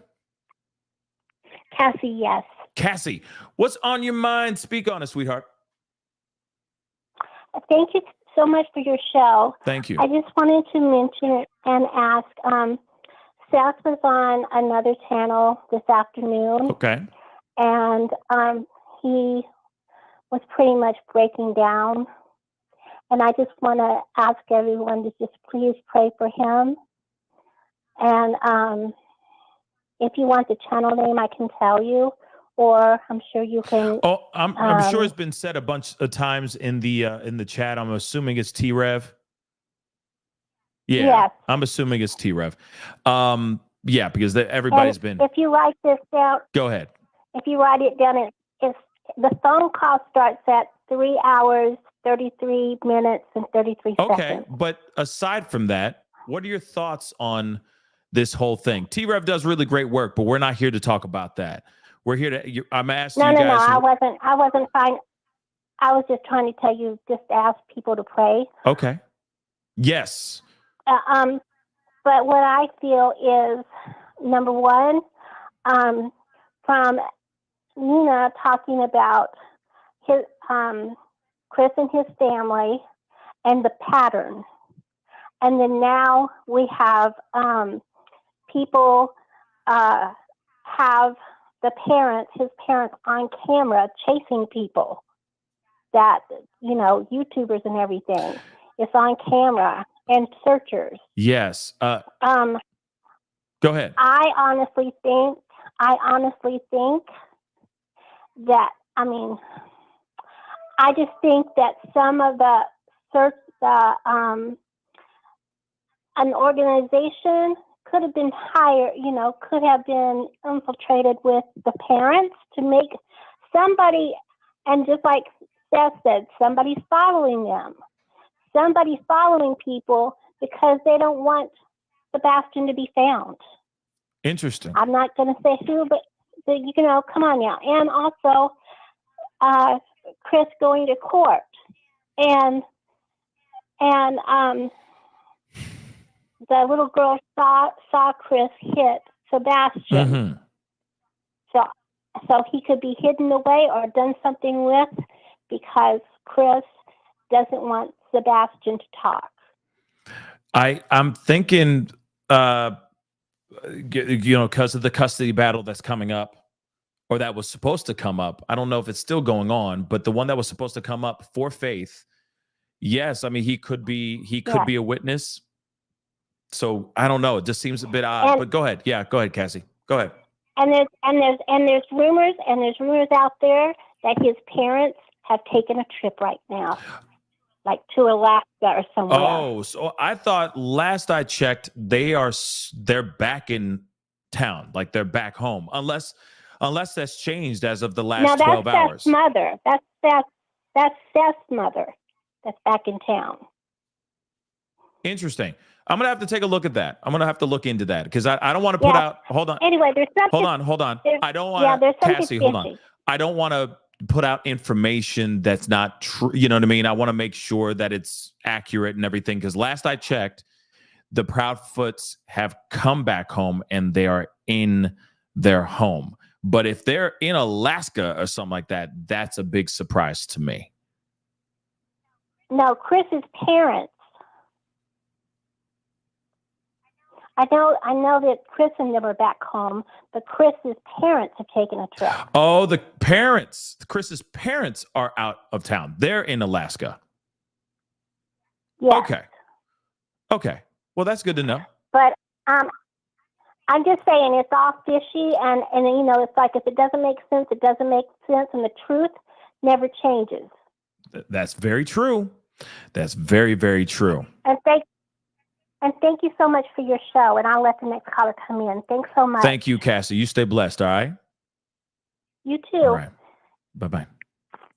You know, that's very interesting information. I'm going to be honest. That's very, very interesting information. But at the same time, okay.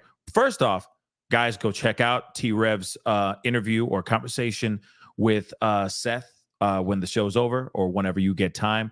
Okay. T-Rev has a really great show. Not trying to throw any shade on T-Rev at all. But at the same time, if Proudfoot's parents are in Alaska, okay, that's interesting. That is interesting. I don't know what, I can see ways to interpret that into something sinister or into something more. I don't know about all that. You know what I mean? But I think we have to just get that information, take that information with a grain of salt. You see what I'm saying? And just kind of keep it moving and see what develops when they come back and all that stuff. But it's still, no matter what, it is interesting. Very, very interesting. And it's good that Seth has been going on other platforms, because the more he goes out here and talks about these things, one, I think is very therapeutic for him. Obviously, it's very good for him to get these things off his chest. But also the other thing too is for him to get the word out there on Sebastian. But I just don't understand why there's so much pushback in that town. And I'm not sitting here trying to dig or attack the town, but I'm just saying the things that are going on in the town just seem a bit weird. And I'm wondering why. I really am wondering why, because it's very, very odd. Very, very odd. Okay. But phone lines are still open. Love to hear your thoughts. What do you think of Nina's testimony? Did you believe it? Do you think it's real? Do you think it's fake? What are your thoughts? Give me a call. Don't be shy. Okay. But yes, definitely go check out that interview. Maybe there's more information that's given in that interview. It could be the same stuff again, but at the same time, hey, sometimes it's just how the person asks the question, right? Sometimes you get a different answer. when somebody asks the question differently. You see what I'm saying? So we'll see.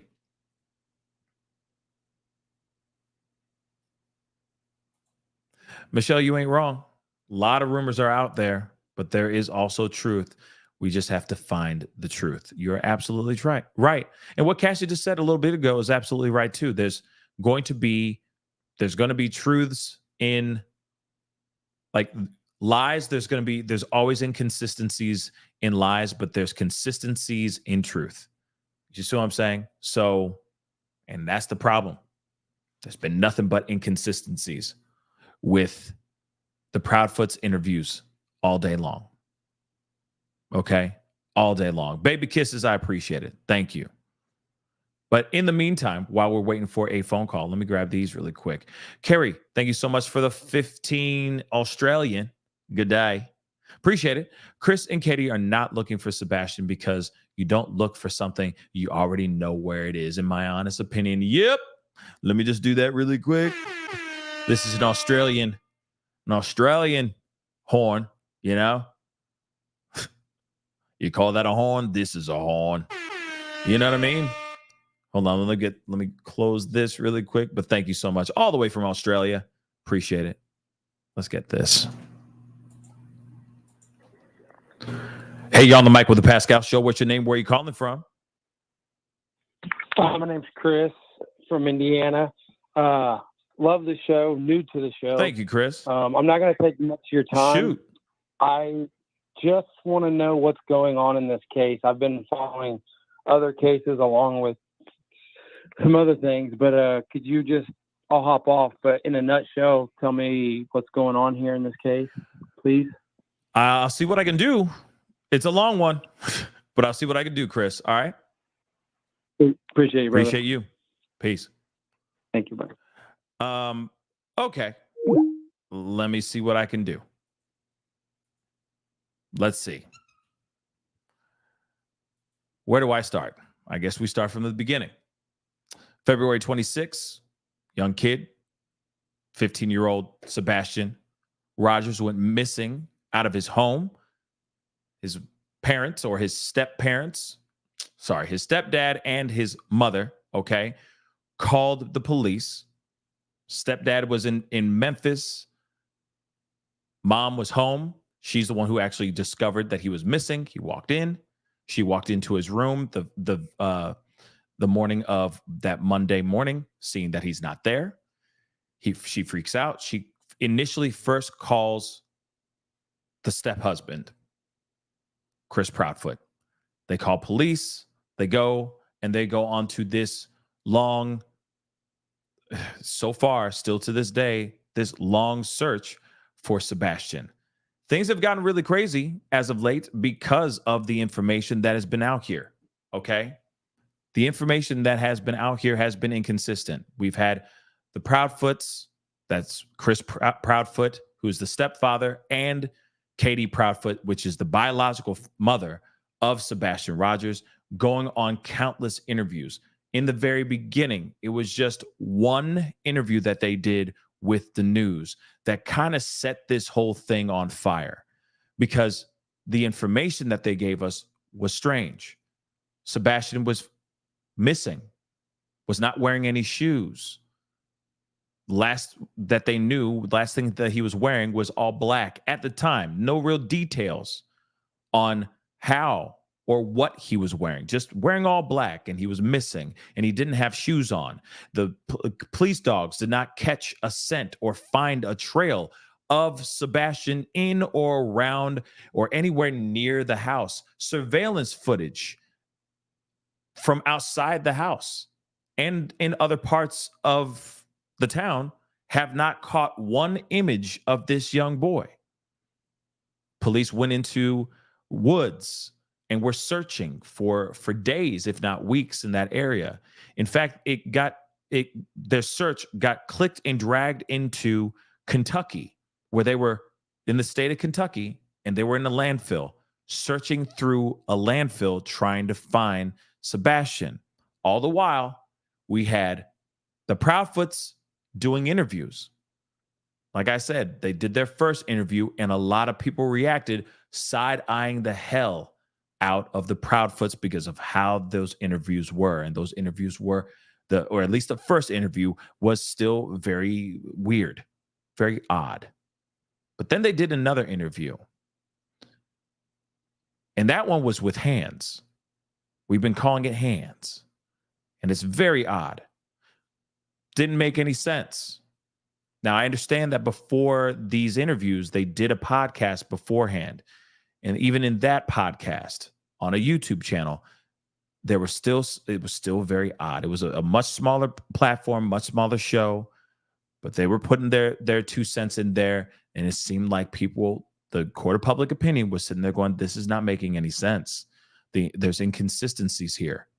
Okay. So then finally, I mean, it's not finally, but things keep progressing. The snowball gets bigger and bigger and bigger. Because so far he has not been found. Sebastian has autism. He's a high functioning. He's autistic, but he's high functioning. But even all the while, you have family out here not really getting up and going out there looking for their son, especially the Proudfoots. They're not out there looking at all. Seth Rogers, the biological father, comes to town and rolls up his sleeves and says, I'm going to take matters into my own hands and I'm going to find my son. He has been out here for damn near a month, if not more, since this whole case has transpired, and he has not found his son. But all the while, you have the Proudfoots. And like I said, these are very broad strokes. There's a lot of in and outs throughout this whole thing. But you got the Proudfoots jumping in an RV and driving off and going and having their own little vacation, time away from all this stuff, not contributing to finding their son. They've literally basically said, we're just going to let law enforcement do the job. We're going to sit back and let them do the searching. Yeah, you got the biological father, Seth, out here busting his hump, having no sleep, looking for his son. There's a lot of inconsistencies in all the interviews that the Proudfoots have had. I'm not here to knock the Proudfoots. The only reason why I'm looking at them with such a side eye is because of how they have conducted themselves in these interviews. But then they go to Nancy Grace. And Nancy Grace is the one that, for me, tells me a lot. It's a lot of smoking gun lies, not evidence, but lies that were being said, inconsistencies that were being said, that were exposed in that interview. Things like talking about just CPS being called, talking about Chris putting his hands, Chris Proudfoot, not the caller that called in, but Chris putting his hands on Sebastian, denying all these things. Yet a few days before that, he was on another podcast talking wild, talking crazy, and admitting to putting his hands on Sebastian so much that CPS was called on him. So again, we hear about all that information, and guess what? Even Seth finds out about that information from a podcast. He had no previous knowledge of CPS being called because of Chris putting his hands on Sebastian. That's a big problem. And that broke Seth's heart. And this is all the while he's still out there in these streets looking for his son, while the Proudfoots are out here vacating in an RV down by the river. Now, what we understand now is that the Proudfoots are back in town, allegedly, back home, but they're still not boots on the ground. They're still not looking for him. They're just holed up in their home, waiting idly by until the wave of focus and interest on Sebastian possibly dies down. It still doesn't make any sense to me, guys. It still doesn't make any sense to me. But that's a very, very broad stroke timeline of what we've heard so far. And Stephen, you're right. Last proof of life is Texas Roadhouse. And what's interesting is nothing between Texas Roadhouse and her home and the home of the Proudfoots. There's no documentation. There's no proof of anything right there. Then inside the house, we don't even know what transpired in that house. Have no bloody clue, which is very, very frustrating. What if the 3-hour call with Chris is him telling her to hide him and cooking up a story?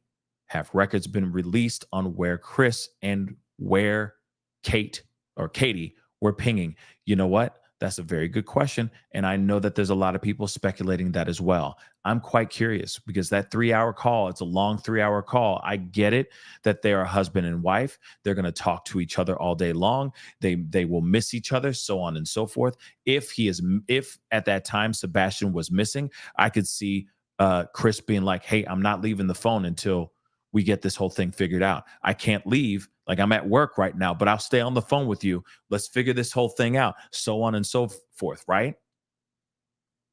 I get that part. But that 3-hour phone conversation could have been, we got to come up with I got to have an alibi. We got to figure out what we need to do, so on and so forth. You see what I'm saying? Let's start plotting. It could. That could be it. And it's like, we got to practice this and know exactly the story. We cannot divert from this path ever. Do you understand, Katie? You see what I'm saying? Yeah, I understand, Chris. I understand. Okay, where were you? Let's practice this. Let's get it down. Where were you? Okay, at 5 o'clock, I was here. And then what? That could be it too. We've seen plenty of Lifetime, movies. Real talk. We got to get the story right. I'm not hanging up until you get this story right. Wait. No, wait. Honey. Katie, stop. No. That don't make no sense. Hold on. We got to make that make sense. Hold on. What if we say it this way instead? So let's start from the beginning. Start from the beginning and say it all over again. What happened? Just saying, that's possible. That's just possible. Hey, you're on the mic with the Pascal Show. What's your name? Where are you calling from? It's your favorite other mod. Hey, what's up? I'm just calling to tell you, we're getting tired, man. You must be exhausted. I am. But what's on you? Happy Thank Easter you. in your parts of the world. Thank you. You too. Them guilty. Got to change them guilty. I'm sorry. There's just no way. I'm sorry. Yeah. I'm very opinionated. The change of the story has got me every time. This story today, sorry, it wasn't the first time I heard it, but I bawled when I did both times. Yeah. It's hard to hear because I really, truly think Sebastian knew in his mind he had to save his half-sister. And so he did something so that Faith wouldn't have to come live with the dad. I don't know why, but interesting. Yeah, S-Dubs is in the house. It's like a dream I had. Interesting. It's S-Dubs, everybody. It's S-Dubs, you know. Wait, so you think that so explain how he went, huh? So he went and he sacrificed himself for Faith. How is that how? I'm just curious. I just want to hear your theory. It's an interesting theory. I just want to hear it. Can you just expand on that a little bit? Well, somebody screwed up on the shoes. He had to have another pair because that kid wouldn't have gone out per Seth.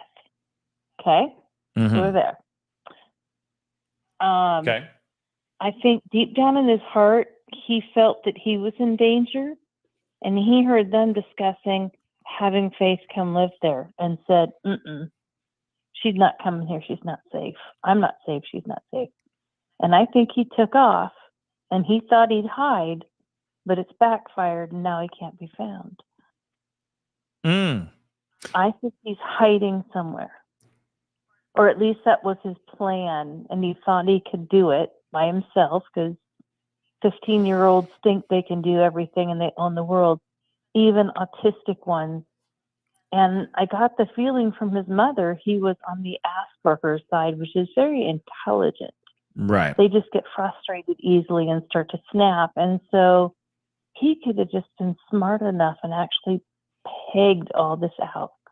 And he knew if he went away, she wouldn't come. I don't know why I think that, but I do.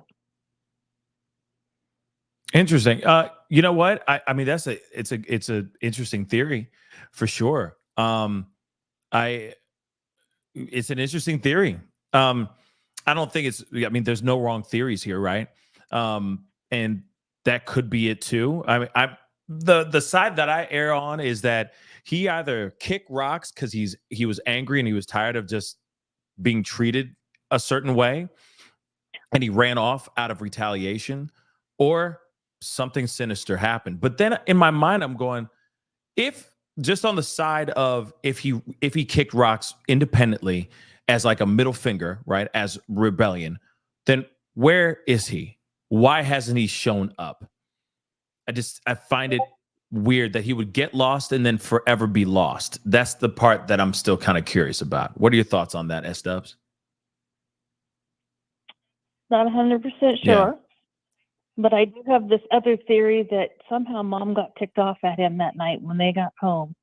He was probably on a sugar high from being out at Dave and Buster's or wherever they went that day to play games.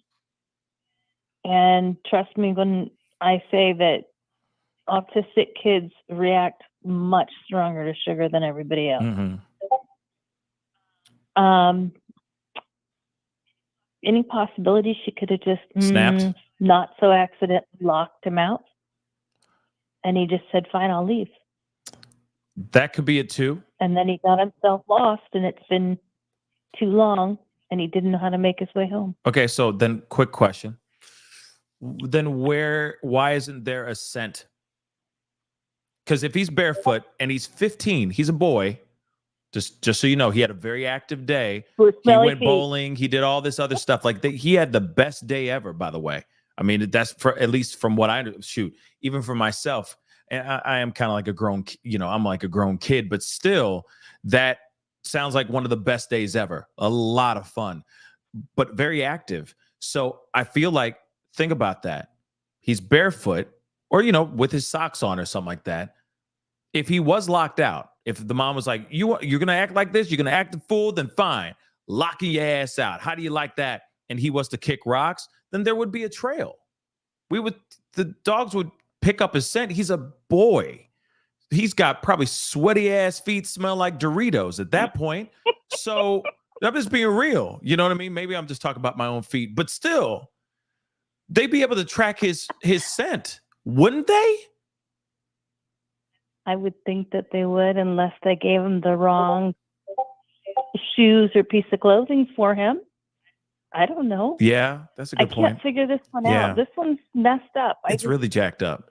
My gut says that I'm hoping that the cops are looking at all their tracking devices on the cars. I don't know why, but I suspect that Chris came back that night and nobody knows about it. He thinks he could get away with it. Like he turned off his phone and drove home, but didn't realize, hopefully, that his truck still has a computer on it. Man, I'm hoping that. And I think he helped her. I think he helped her take care of him permanently, and it's going to kill Seth. Yeah. Seth is not prepared for this. No. I mean, he's still hollering his son's name when he goes out looking for him. And I'm sorry, but he looked so beat tonight on his live that he did. It was just heartbreaking. Yeah. And I wanted a positive outcome, but 4 weeks out, unless a family member has him, he is no longer on this earth. Yeah. I mean, I'm holding on to hope. You know what I mean? But I'm hoping for a miracle here, that he just shows up, and maybe we're just all wrong. Literally, I mean, this is the one of those cases that I just hope that we're all wrong. Well, But are they in that much denial? I mean, is there any chance he got abducted by like a creeper on the internet? They all keep saying no, but I know my grandkids could pull that crap off. yeah, I mean, well, the possibilities are real of some creeper coming through and just, some Geppetto out there just go and get this. I mean, it's possible, but I feel like they would have been able to connect the dots somehow with, if there are people in the area, something. They would have been able to pick up something. But the fact that there hasn't been any sign of anything, it's interesting. One other thing, though, too, S-Dubs, and this is the one thing I've been wanting to say for the longest time, but I haven't thought of it, every time it slips my mind. I'm wondering if 5-0 is doing what they need to do as far as like checking not only just security camera footage, but like street lights. Following the path that Katie Proudfoot took back home from the Texas Roadhouse. Is he still in the car? Was there some sort of activity in the car? Is he not moving? Is there footage showing him in the car? Kind of like what they did with Madeline Soto. Remember, they said they saw her in the car. She was not alive anymore, but she was propped up in the car to make it look like she was alive, right? So I'm wondering if, intersection lights, intersection cams, so on and so forth, that they could maybe catch some sort of activity, because maybe something happened on the way back home from Texas Roadhouse. You see what I'm saying? It just doesn't make any sense. No footage at all. She lost it and swung at him. She lost it and dropped him off in the middle of nowhere and said, well, if you think you're that smart, you just go. See what I'm saying? I don't know. See what I'm saying, though? Yeah, It's so odd.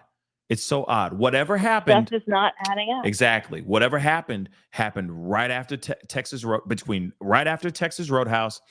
And when she woke up, when she quote unquote walked into his room around 8 o'clock in the morning and found out he was gone.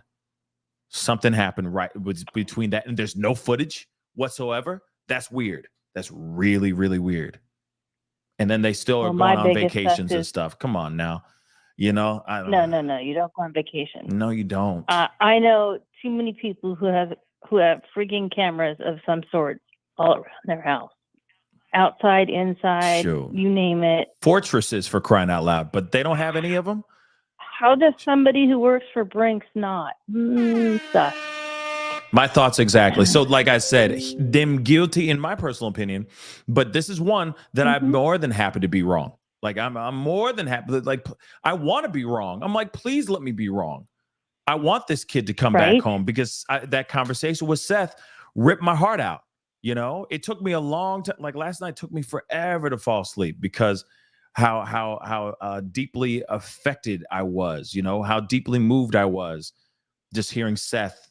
And I know he's been on other platforms talking as well. But just the conversation, the interaction that I had with him last night, just, it's tough. It's tough to hear that. And then you think about your own loved ones, your own little ones that you're raising, and you just think the worst things, so just crazy, but S-Dubs, thank you so much for calling in. Okay. Yeah, I promised Tyler I'd keep it so short. Sorry, Tyler. No, that was my fault. I kept you on. That's my fault. I'll take full responsibility. Okay. Okay. And you owe Debbie and I some overtime for keeping us on so late. Yeah. Just kidding. I'm sorry. Big show, big conversation. But thank you so much for calling in. All right. I'll see you in the chat. Good night, Pascal. Good night. Happy Easter. Thank you, you too, sweetheart. Bye.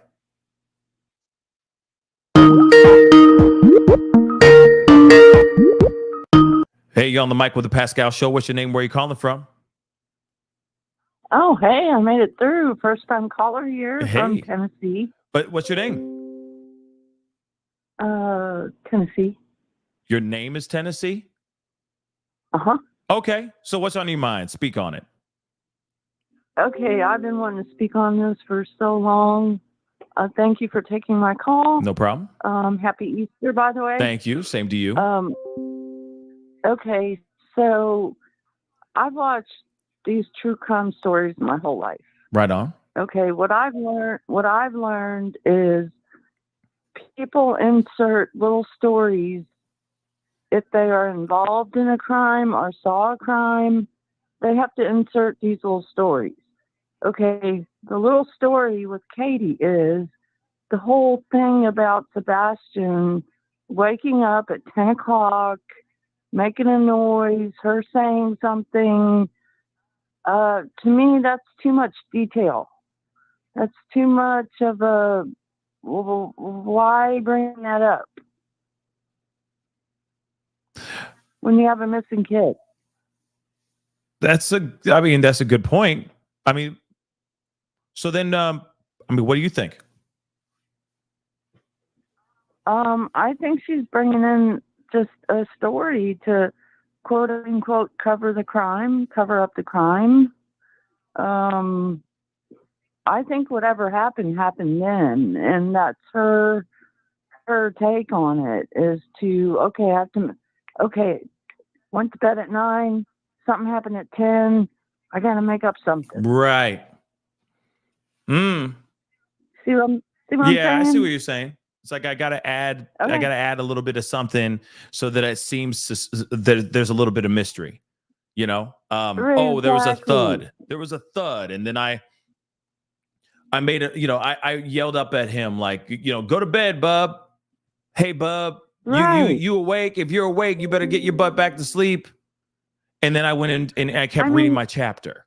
Seems a little bit weird, right? You have a missing child, and you come up with that. That makes no sense to me. Yeah. And then on one more note, and I'll let you You're go. I do believe that Chris called her at 9 o'clock or whatever, left his phone on in his camper, and I think he drove home that night, did whatever they did, and he drove back, and he thinks his phone is the alibi. Well, for being on for 3 hours. Who talks to your husband or wife for 3 hours while you're reading a book, you're trying to get your kid to bed, you're trying to do this and that. Who's on? I mean, the two are so disconnected. She never says, okay, here's one more thing. Yeah, you're good, Tennessee. Go ahead. Okay. She never says that when she has this conversation with Sebastian at 10 o'clock or whatever time, that she was still on the phone with Chris. The two are disjointed. She doesn't say, yeah, I was on the phone with my husband, I heard Sebastian make some noise or whatever. They're two separate stories. She's on the phone for 3 hours, but then she hears something at 10 o'clock at night. Yeah. Two separate stories. She never connects the two stories. No doubt. Good. I mean, that's an interesting observation. No. I mean, like, yeah, that could be very well it. I mean, so really quick, going back to what you said earlier, about the leaving his phone, and he could have just left during those 3 hours, getting out there, helping her with whatever needed to be done. He said they three-wayed the 911, and he was on the phone with 911 during that whole entire time with her on the phone.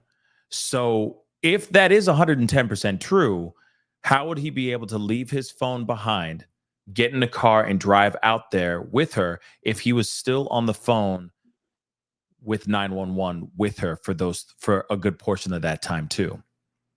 Do you see what I'm saying? No. Go ahead. The 3 hour conversation was supposedly from 9 to midnight.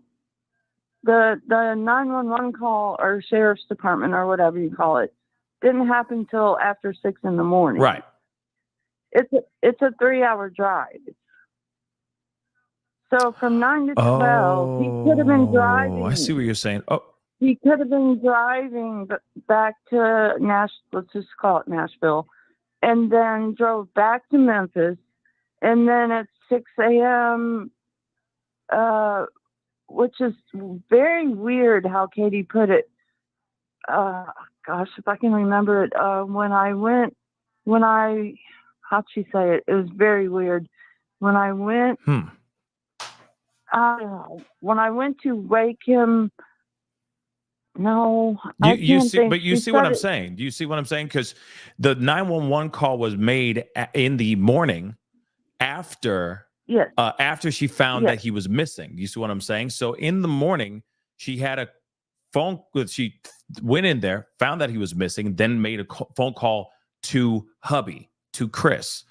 They were on the phone for a minute, but then during that same time, he called 911 three-way on the phone and stayed on the phone with them while she was giving them the information. So if he was to physically leave town during that time, during that morning time, the timeline doesn't work unless something happened late that night. In the middle of the night, he drove throughout the night, left his phone back at back in his RV at night, drove in the middle of the night, did whatever they needed to do, drove back to his job site, went on to do his work, but then got a phone call to act like, oh my gosh, what's going on, honey? Something's going on. Is somebody missing? You see what I'm saying? So the time in that time, if you move your theory up a few hours before she makes the initial call to him to tell him that Sebastian is missing, that could work. That actually could be feasible. Yeah, that's my whole point. Okay. Now I get it. He had from 9 p.m. till 6 in the morning to drive 3 hours and 3 hours back. Yeah. So I mean, so if something happened, he would need 6 hours turnaround time to get his butt back home, or butt back to his RV, or his butt back to the RV to change so that he can be on the job site to get that phone call, so that there's a big scene like I never left kind of thing. So that's very interesting. But Tennessee, I appreciate you calling in. I appreciate you calling in and putting in your 2 cents. That's a solid theory. That's a very solid theory. So I appreciate you bringing it up. Seriously. Well, for entertainment purposes, of course, only. Thank you so much. Thank All right. you. Bye-bye.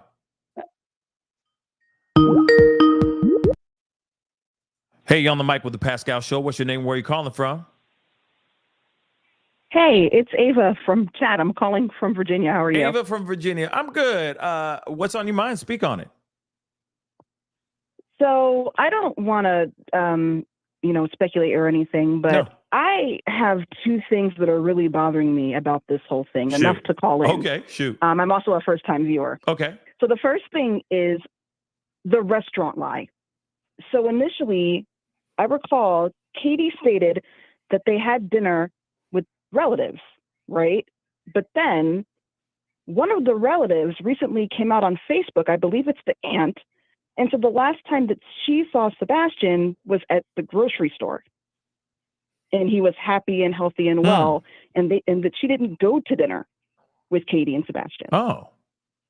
So that inconsistency isn't really being highlighted. Interesting. The second thing that I'm wondering about is the bowling alley. Mm-hmm. So supposedly they went bowling.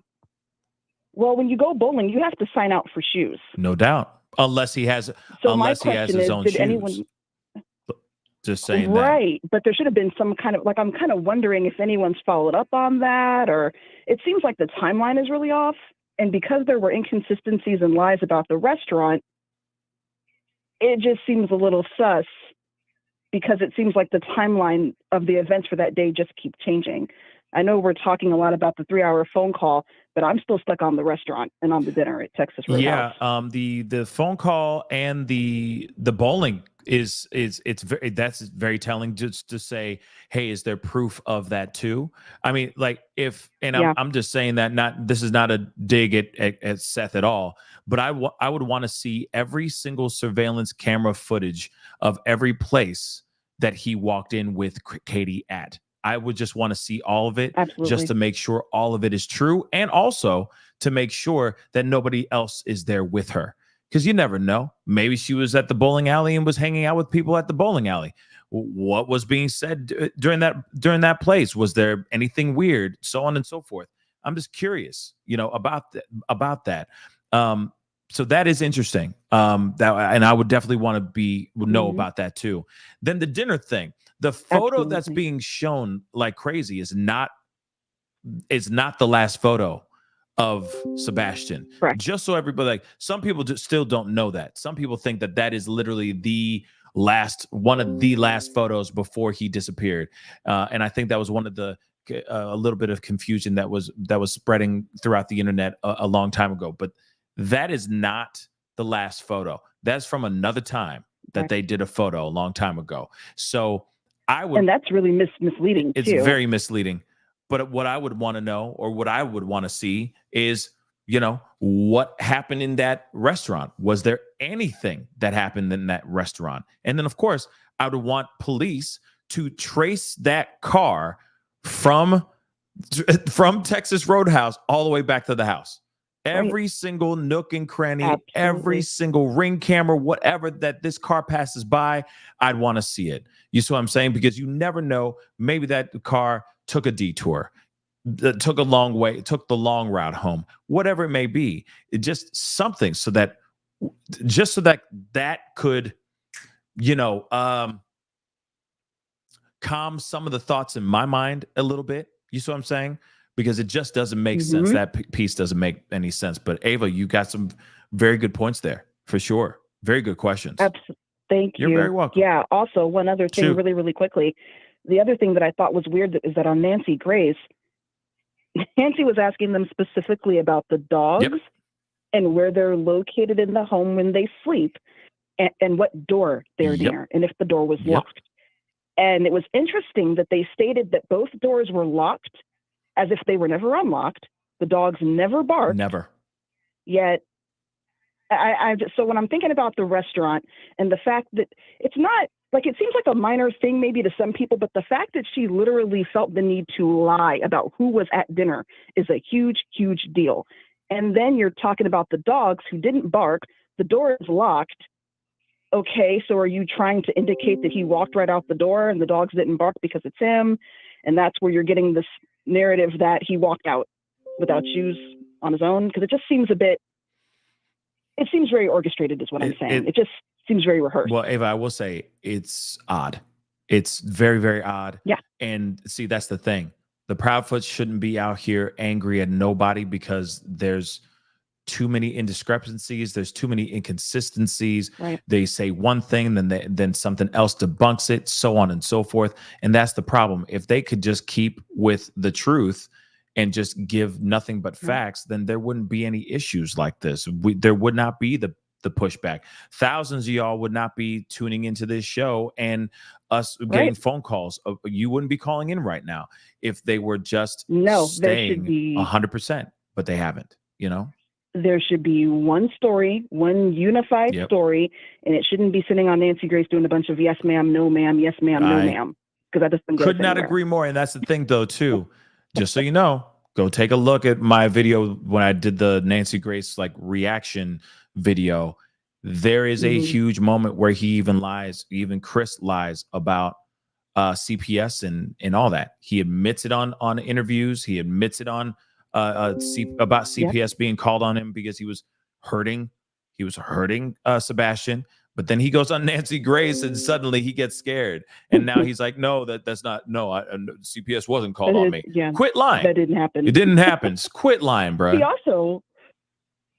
also got really, really defensive. I don't know how many people noticed this, but he got super passive aggressive when Nancy was asking questions about why they didn't call or why he didn't call 911. Because first she asked Katie, and Katie's like, well, and then Chris was like, well, excuse me for not calling 911 because I can just contact the sheriff and 911 would have taken too long. And it was really defensive.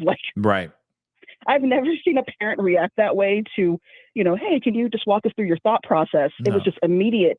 It was almost like you saw a little bit of that, anger that we've been talking about that he probably has. Yeah. And it almost kind of came out at that moment, and then he put it right back under control. So, but if you notice, that's his demeanor. Go all the way back to the first interview that they had with the news.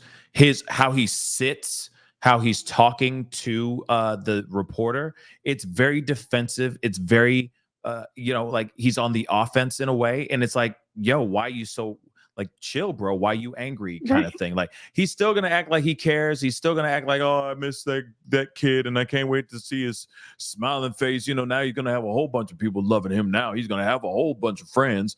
But then the whole time the way he sits, the way he's like, his face is jutted forward. He just looks like he's just ready to be on the defense for whatever reason, and acting like he's the guilty party without actually being named the guilty party. You see what I'm saying? It's asinine to me. It's just absolutely asinine. But Ava, thank you so much for calling in. I appreciate your 2 cents. Thank you. Have a good Easter. Thank you. You too, sweetheart. Bye. Thanks, bye. All right. That is the end of Speak on It, guys. Okay. That is the end of the Speak on It tonight. Your boy is getting very, very tired. It's been a long couple days. Yeah, it's the end of Speak on It. But trust me, we will be having the phone lines open again in the very near future, or again soon. Okay. But I appreciate all y'all for being in here, putting in your 2 cents. Misty, thank you so much for the 5. Chrissy and Katie's actions speak louder than the lies they're telling. That's very, very true. Speak on It is over, guys. Don't call in right now. Their stories have changed every time they do another interview. Absolutely. Paisley and Darzilla, thank you so much. Welcome to the family. Thank you. Misty, again, has anyone asked Nina? Did CPS judge or court request any involvement from Sebastian concerning Faith's custody hearing? That's a very good question. Maybe I can get her on the show, or if she gets on any other show, maybe that's something that they can ask and they can get that answered. Vicky, thank you so much for the 5. Who thinks what Hub 911 would go through in a panic situation? It was thought out, in my honest opinion, or in my opinion, 911 would ping Chris's location. Non-emergency would not. Interesting. Phone lines are over, guys. Please stop calling, okay? Please. Thank you. I appreciate it. Hold on. Let me make sure this doggone thing is shut her down. Shut her down. Hold on, guys. All right. Phone lines are over. Very interesting, because he did call the sheriff's office instead of calling 911. That's interesting. That is interesting.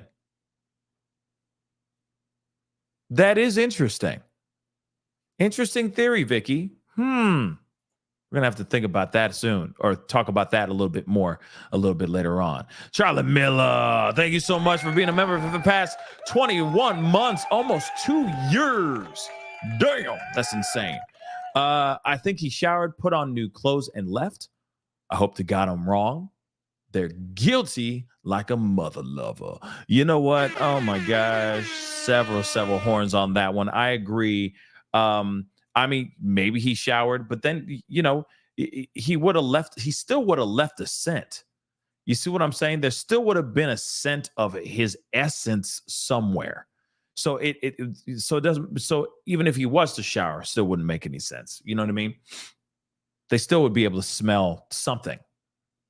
So unless the Proudfoots gave, I think Tennessee said this, one of the callers said this, gave them the wrong, gave them something else as a scent. Oh, this is really his shirt when it's really Faith's shirt or something like that. You know what I mean? That's possible, but I don't think they're that slick, are they? I don't know. It's definitely something to think about. We're gonna have to find out. I mean, there's a lot to dissect. We don't know everything yet. But there's so many inconsistencies, and it's driving me insane. It's driving me insane. And I hope at some point we're going to figure this out, because this is no fun. This is no bueno.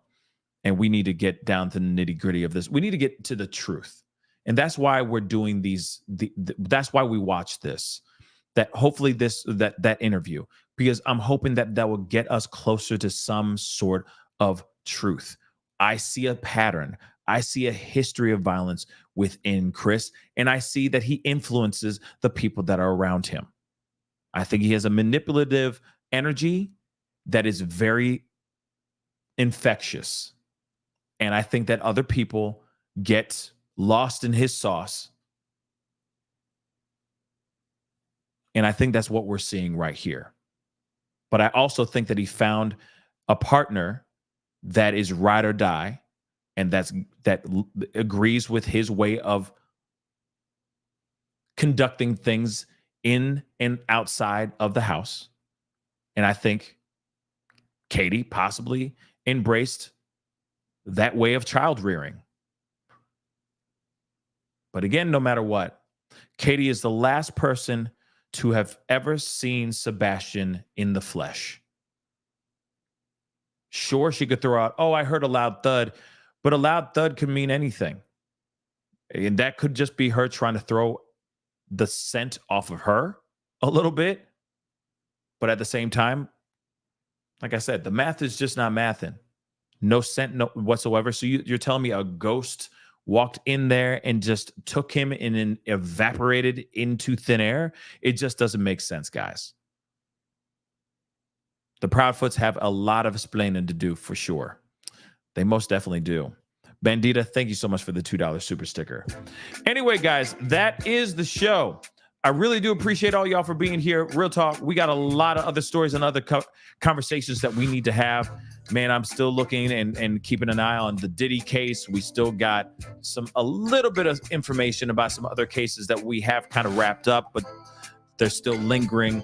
And of course, we got new cases that we got to start talking about as well. So we are definitely talking about those very, very soon. So do me a favor before we head out, because it is late and I'm exhausted, and I know my mods are tired. Their fingertips are probably just exhausted, and I appreciate them for just staying with me. Real talk, I just want to give you guys so much love. To the mods, you didn't even have to be here.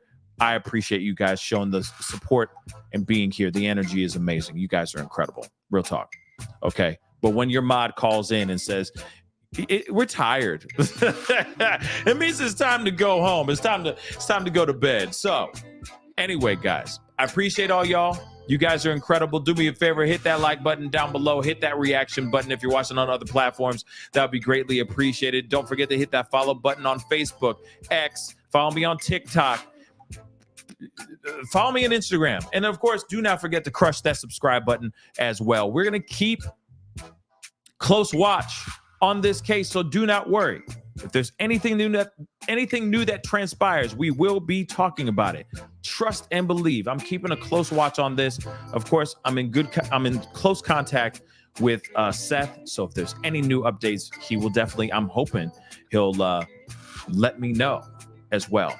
If you want to support the channel, please do not forget to hit that join button down below. Become a member if you're watching on YouTube. If you want to support the channel even more, please join my Patreon, patreon.com/The Pascal Show. That'd be greatly, greatly appreciated. If you appreciate and like the way I talk about these stories and bring the news to you guys on the daily, almost on the daily, please support if you can.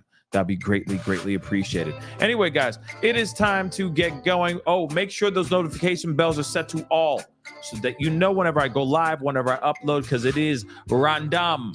Okay? I appreciate all y'all. You guys are incredible. Have a great rest of your night.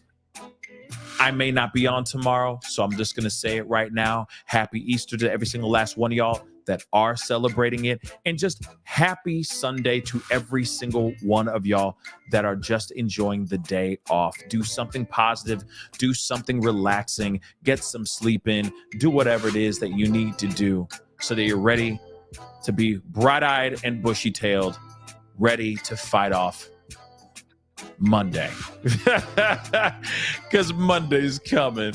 Anyway, guys, I love you all. Have a great one. Be good to y'all. Be good to yourselves. Be good to one another.